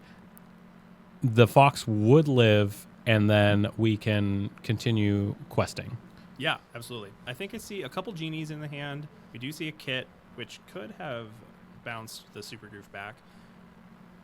And we'll see what the follow-up is. It might be that Fox line that you were saying. Yeah. And indeed it is. And back over to Joseph. We're going to go ahead and Inca Let It Go, play a Maui Hero to All, probably taking out that Fox. So Maui's now sitting with 4 damage. Unfortunately, Diablo not being able to finish off that Maui unless we have something like a crab. Well, you know, yeah. And you know what's interesting is Maui with 4 damage is a perfect go-go target. That is true. And if they have it, just going to be a genie. But I have a feeling that Maui's going to be sticking around for a while because, when Mason quests for 1 with this Diablo, Maui can challenge into it just fine. If Mason is able to find a go-go within the next couple turns, it's going to be a huge, huge burst in lore. Right.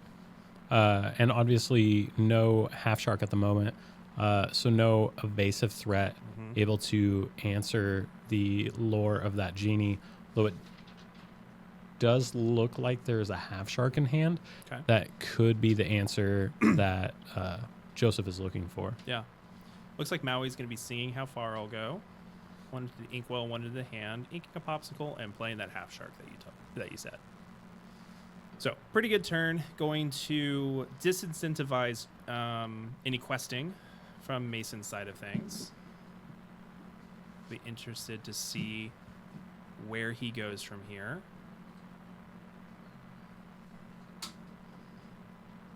Do you see a Chernobog's followers? I think I see a Peter Pan Shadow Finder, which could be a huge surprise if Joseph's not prepared for it. Right. I think right now Mason is likely looking to find a crab. Okay. Crab would line up very well into Joseph's board state at the moment. Yeah. He could play a crab, challenge with Diablo, taking out the Maui, and then leave the genie back so that way you could trigger crab on leaving to then allow genie to take out the Half Shark. Yeah. Instead, what we're going to do is that we're going to quest with the genie, we're going to bounce it back with the fox, and play a followers as a follow-up. And no quest with the Diablo. And we decide not to trade the fox into the Maui either. which I think is fine. I think leaving the 4 damage on the Maui is really important. Yeah, that go-go line could be a solid way to end this game without needing to really quest a ton, Right. other than with threats like Chernobog's Followers. Sure. So we do see a Ursula off the top, 1 card in hand, and I think it's a Hiram, but with 2 Maui half sharks. This is going to be a delicate process to get through. Luckily, these half sharks don't quest for a lot. Right.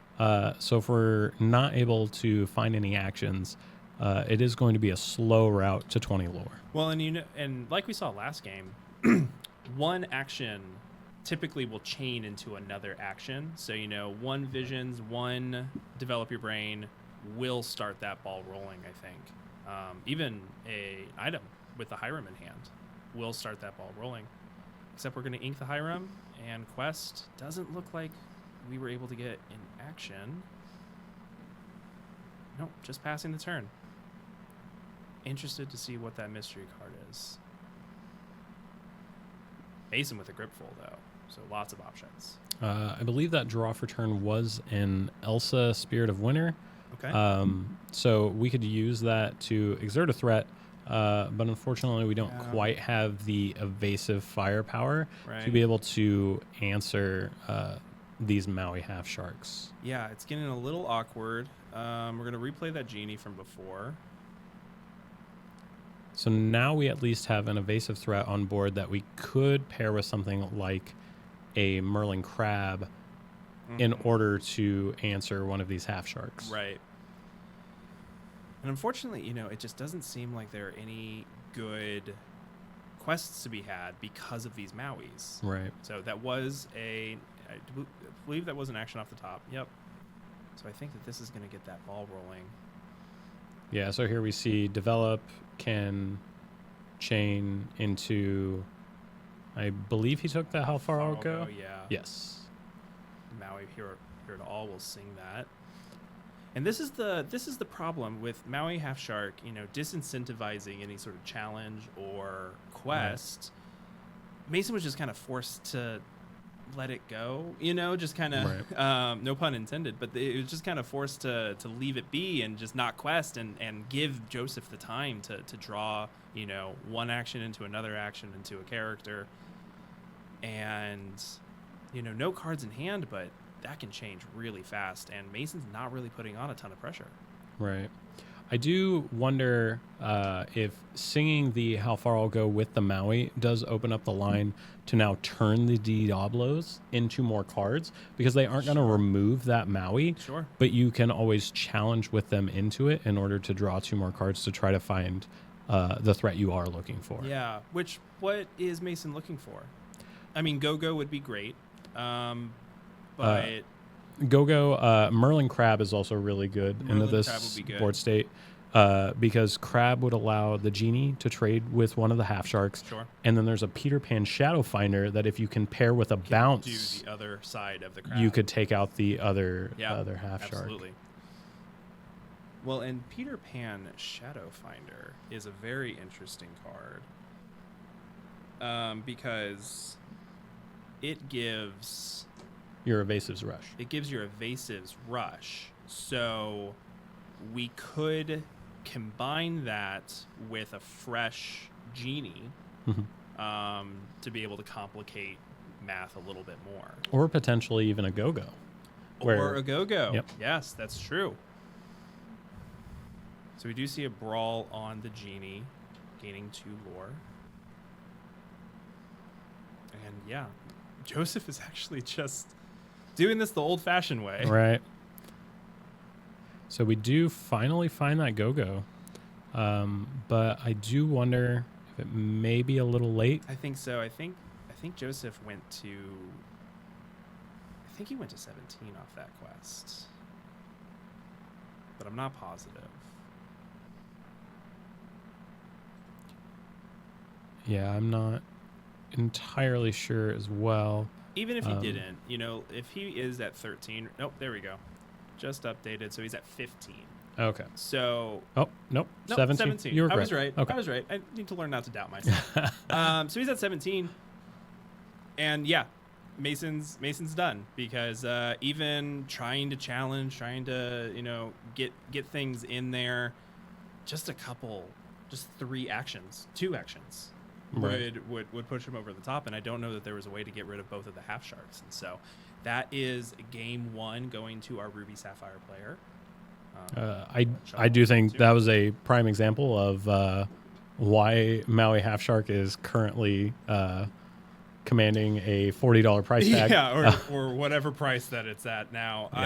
Yeah. Maui Half Shark has definitely warped the metagame, warped the cards that we have to play. And when your opponent plays a Maui Half Shark on turn 5, you have to respect it. You saw that Mason, started out with, a pretty decent curve, and as soon as that half shark came down, it was just a roadblock, and he just had to stop questing entirely. Right. So I'll be interested to see with Mason on the play this game, because I believe he was on the draw last game. Yes, he was. With Mason on the play this game, I'll be interested to see if he can get a little faster, have the Curse Merfolk into a good 2-drop, maybe an Ursula Deceiver, or even a double 1-drop on turn 2. Be able to get underneath that, be able to progress his advantage, because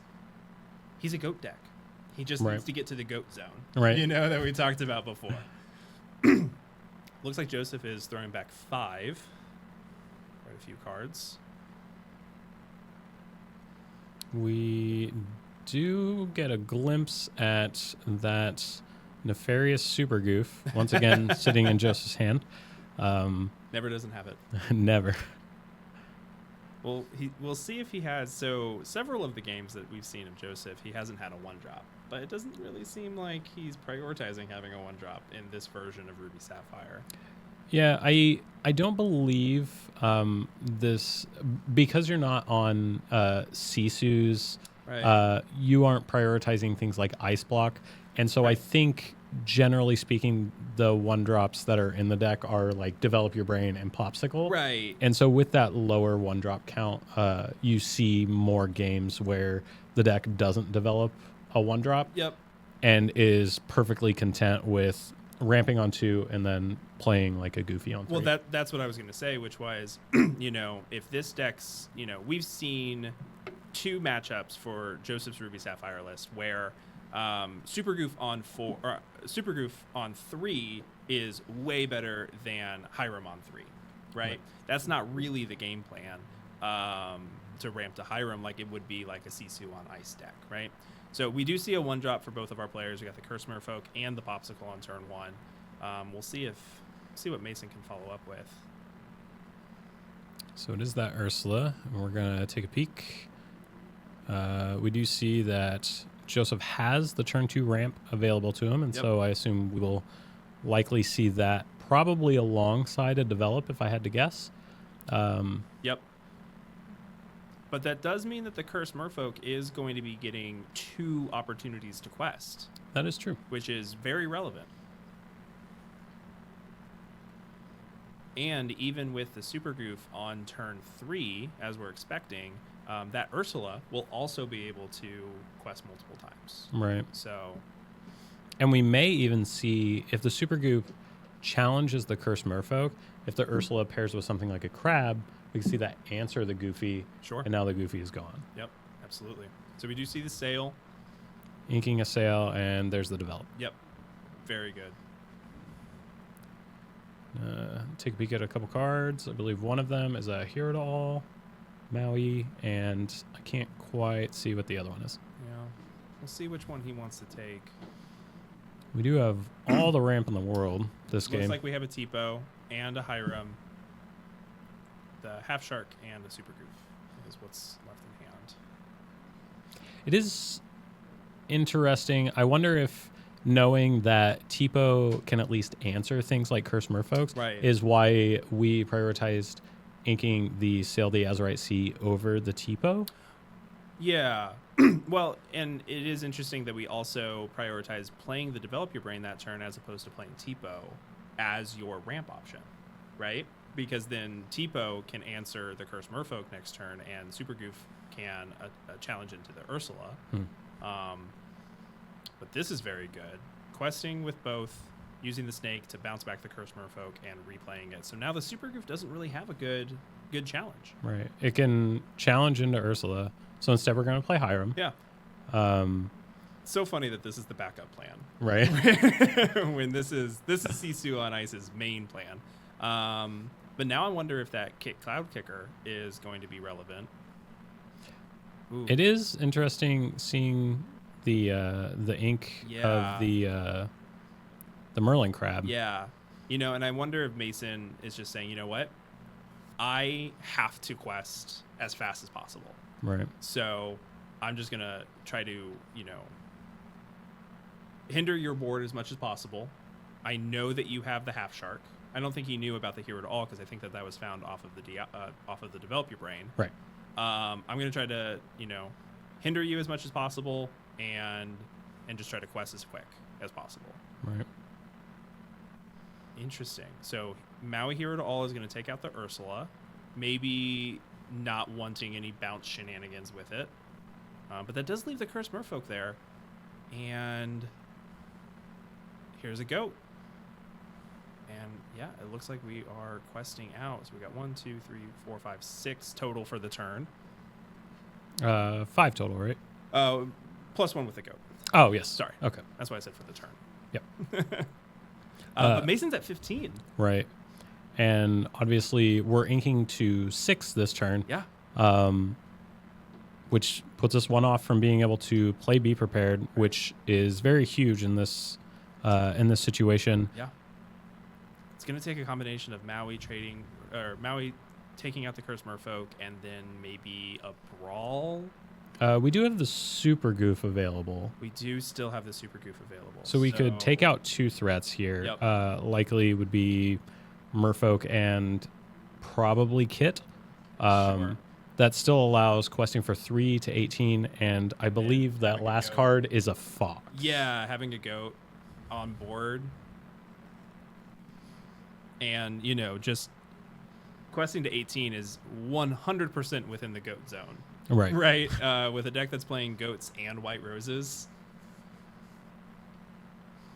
But this is what I was talking about. When Mason is on the play and able to get Curse Merfolk to gain 2, 4, 6, 8 lore within this game, very, very different. Right. Yeah, the early choice to prioritize the snake into replay of Merfolk to save it knowing that Super Goof was an option was a brilliant heads-up play by Mason to prevent the challenge and elimination of what has been his greatest lore threat. Not even just like heads up play, but he used the Ursula to see the Super Goof right before that was able to be deployed. So, taking advantage of the information that Ursula gave you, as well as snagging the Be Prepared. So here we do see Maui taking out the Curse Merfolk, and Goofy getting his pick of the litter in terms of whether he wants Kit or Diablo. Sure. Choosing the Kit. Yep, just like you said. Gaining 2 lore and passing it back. Likely not wanting to give Mason another card to work with. Right. But as you said, it is a Fox in hand. He quests to 18, bounces to 19 with a goat in hand.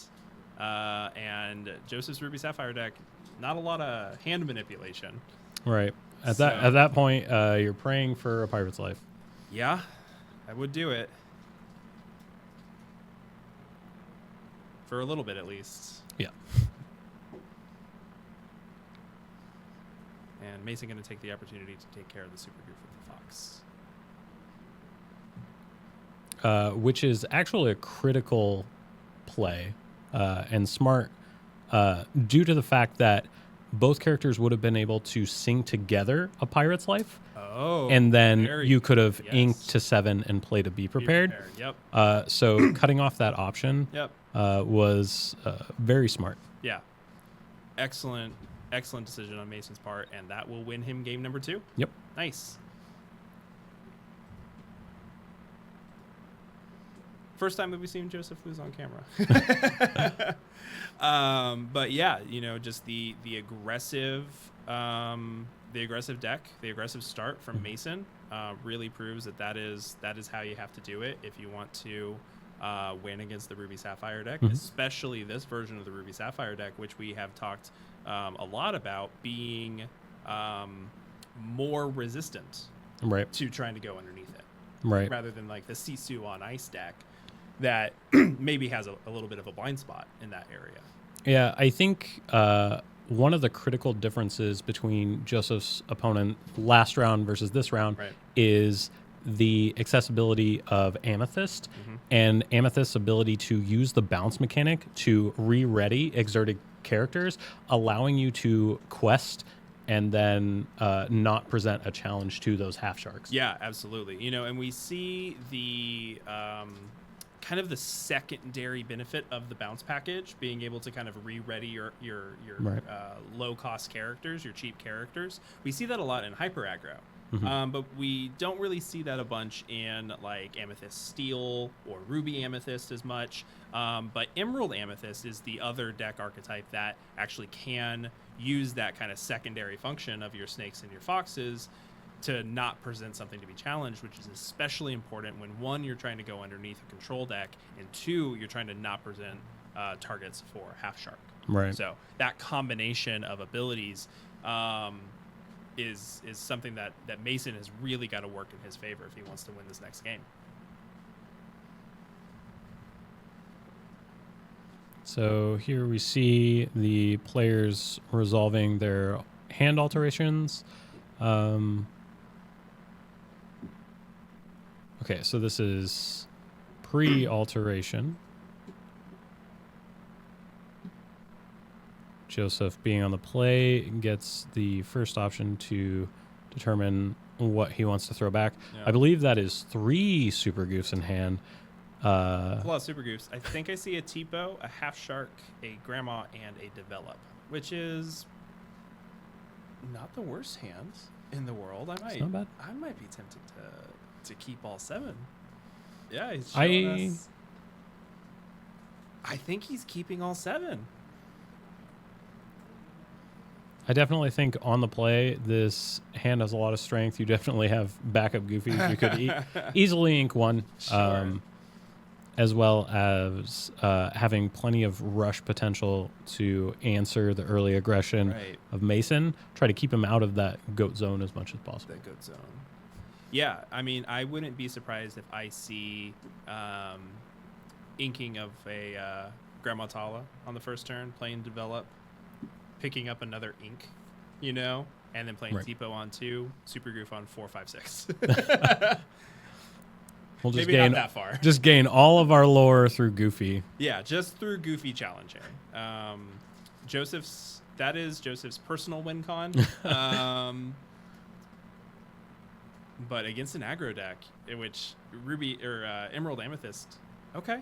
Mason, we appreciate you. Thank you, good sir. That's a lot of 1-drops too. Yeah. We might see triple 1-drop within the first 2 turns. Which I will say, that many 1-drops in hand. If I was a Ruby Sapphire player, I would be happy to see that many 1-drops in my opponent's hand when I'm sitting on 3 Super Goose. 2 now, because he did ink 1 to play a Develop Your Brain. So maybe Joseph will be less thrilled to see the triple 1-drop. We'll see if that comes back to bite him. Right.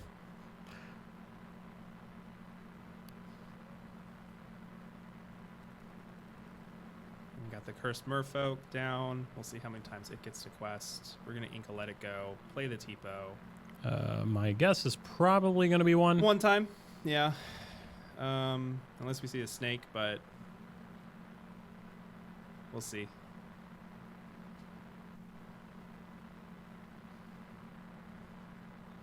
See it.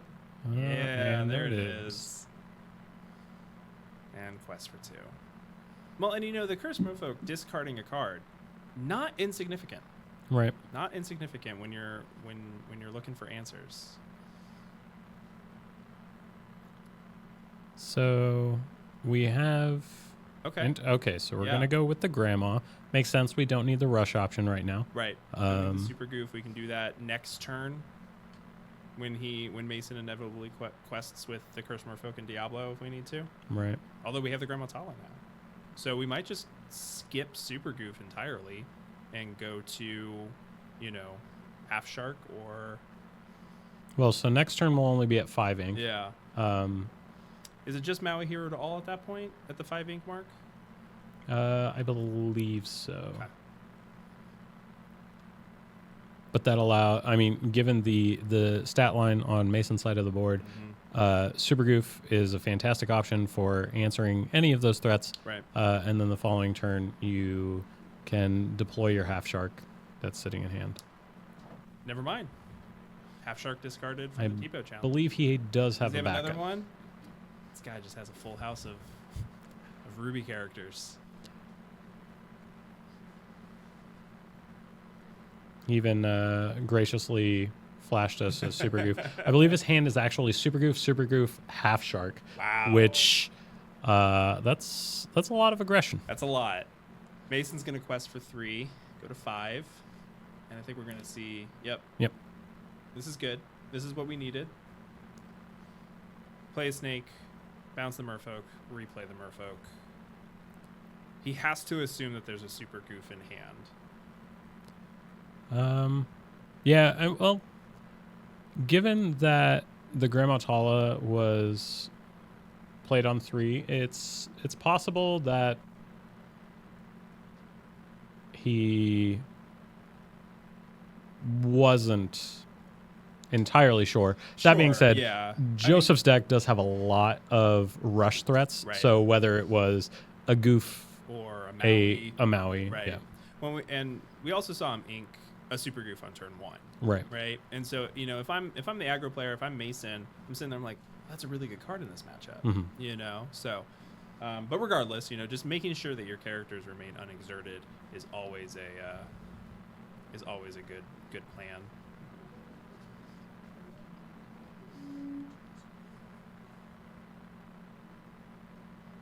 Go ahead and quest for 2.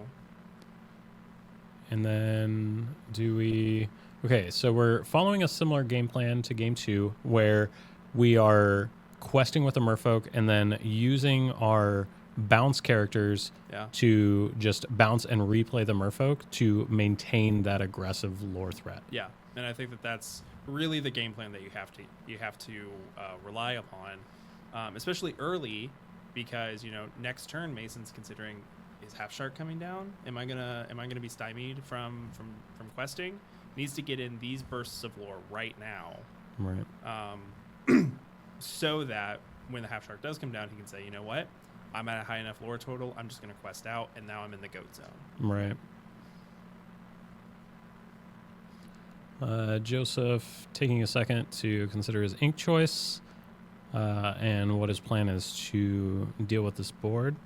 There's a couple options available to him. He could ink, so he inks the sail and decides to deploy the Half Shark. The other option being he could have deployed a Goof, had Grandma take out the fox, Goof take out the snake, and then the board. Yeah.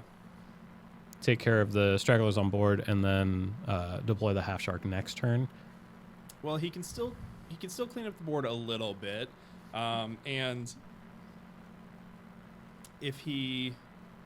with the Half Shark deployed, there is there's that threat of, what are you going to do? Are you going to quest? I'm going to get back my developer brain, and then I'm just going to start chaining off. So an interesting interaction to keep in mind in this matchup is both Maui Half Shark and Curse Merfolk are both on challenge. Okay. And so when Maui Half Shark challenges the Merfolk, it would get an action back, but then have to discard to the Merfolk. Right, because its active player resolves their triggers first. Right. So if Maui gets back an action with an empty hand, the action would immediately get discarded by the Merfolk. And this is beautiful. We're gonna chain snakes together. After questing, present no challenge targets. That is exactly very, the very place good. You want to be. Yes. If you're now Mason. it kind of strands the Super Goof. But we do have a how far I'll go. Joseph will gain 1, go to 5. So we see a popsicle and The another 4th goof. Super goof. And again, not great on this board. Not right now, at least. I didn't see what he took. He took the popsicle. I took the popsicle. Yep, that makes sense. Is that another popsicle? It It's another is. popsicle. And a McDuck Manor. So, sure. McDuck Manor, definitely a solid option right here Yep. to present a lore threat and kind of hope that there's not more balance options available to Mason. Right. One thing that is nice is Mason hasn't seen a Pirate's Life. There's not a Pirate's Life in the yard. Right. And so if there's not that lore drain option, we're doing it again. looks to be that way. And this is... And there is another merfolk in hand. Yeah. So we could potentially see one ink for turn and then deploy the other merfolk, which would present lethal since Mason is at 1, 2, 13. 3, 4, 5, 6, 7. Wow. So we're really hoping to, if for Mason, we're really hoping to Fate to be prepared. I didn't quite see what he drew. Looks like it's a brawl. So that was an excellent draw. That was a very strong top deck. Yes. But not being able to take care of these 3 snakes is going to put Mason into the goat zone again, right? Right. Well, and so now you're in an interesting situation where, like, Joseph doesn't have cards in hand. Right. Do you deploy 4 more lore and then just sit back and say you have to top deck and answer? Yeah. Or I win. Right. So I mean, he could do that. He could play. He played out a genie. He drew a card. He could play the Cursed Merfolk. He also drew a library. So if he just says go, Joseph has to hit a be prepared to be safe. Right. Yeah, I don't think you can quest in this situation because questing would allow the half shark to get the brawl back. Chaining. Yeah, absolutely. And what do we see drawn from Joseph? I'm assuming it's how far I'll go. Yeah, I can't imagine that he's just questing. As far as top decks return, that is not a bad one. I think that's a Pirate's Life. That is a Pirate's Life. So prevents Mason from winning next turn. Right. Joseph's at 12 also. So if he does the Pirate's Life, he's going to go up to 15. McDuck will put him up to 17. And he has 18, 19 on board if he quests. So that's 1 action. Right.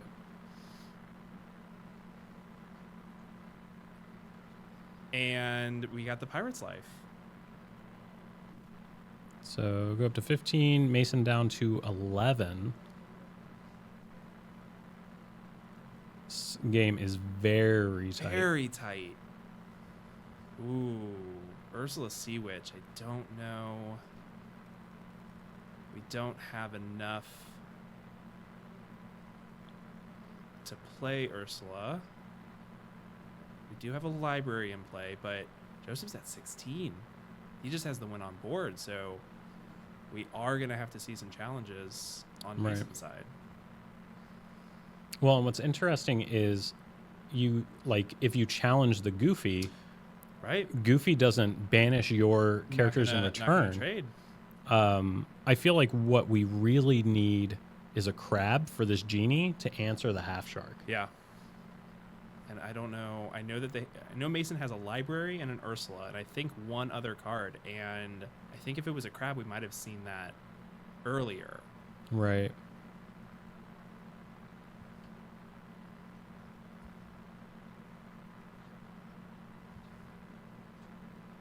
So we do see inking of the Ursula. We see the library. Oh, and it's a Diablo. So we're going to move some characters. But Joseph just has it on board. So we're going to have to I see. We're challenging into the McDuck Manor. Yeah. But Maui can get back Pirate's Life Right. now. And I think that'll do it. Yep. Does Mason may? There we go. I think Mason may have done the math before Joseph had finished calculating it. Yeah. You know, and I get that. And when you're locked into the game, Right. and you are so focused on not losing, right? Because I think that was Joseph's position for a majority of that game, which was, you know, Mason was being very aggressive. Right. Joseph was saying, okay, how do I not lose? Like, how do I navigate this? He wasn't really concerned about his own lore total until probably that very end with the pivot. Right. You know, okay, I have McDuck Manor. Oh, I found a Pirate's Life. Actually, I could probably win in the next turn. Right. You know, just making sure that you aren't overlooking how your opponent can win. I think was probably the mindset that he was in, and his opponent was doing the same thing, which is like, oh no, you actually got it. So intense third and final game there. I will say Mason did a fantastic job playing around the threat of Maui Half Shark. Yeah. That was very solid play from Mason in realizing that you can still find a way to quest in the face of this Maui Half Shark, and how to leverage the abilities of the colors you're playing to be able to play around such an oppressive threat. Like having those 3 snakes and I think a fox in that third game, like being able to quest with your snake, quest with your merfolk, play a snake, bounce a snake, play a snake, bounce the merfolk, play the merfolk. Insane sequencing, and so good for the matchup that he was in. Right. Especially knowing, you know, assuming that there's a super groove coming down, knowing that they are running half sharks and preventing challenging in that way. Such a good line. Almost got there. Right. Almost got there. There were a couple very key top decks The Brawl. on Joseph's side. Yeah. The Brawl was huge. I think turned it around. Yeah, absolutely. And then being able to find a Pirate's Life off of How Far I'll Go. Right.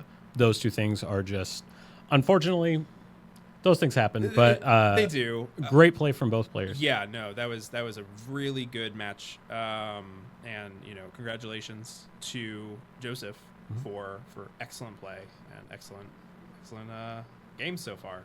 Definitely. So I think we'll see him in the top 8, I imagine. Yep. We'll see what the standings look like after this round.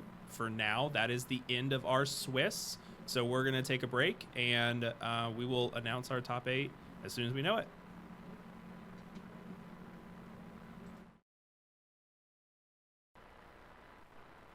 To the McDuck Vault Tournament, brought to you by QwestKC, hosted by Pulp Fiction Comics and Games.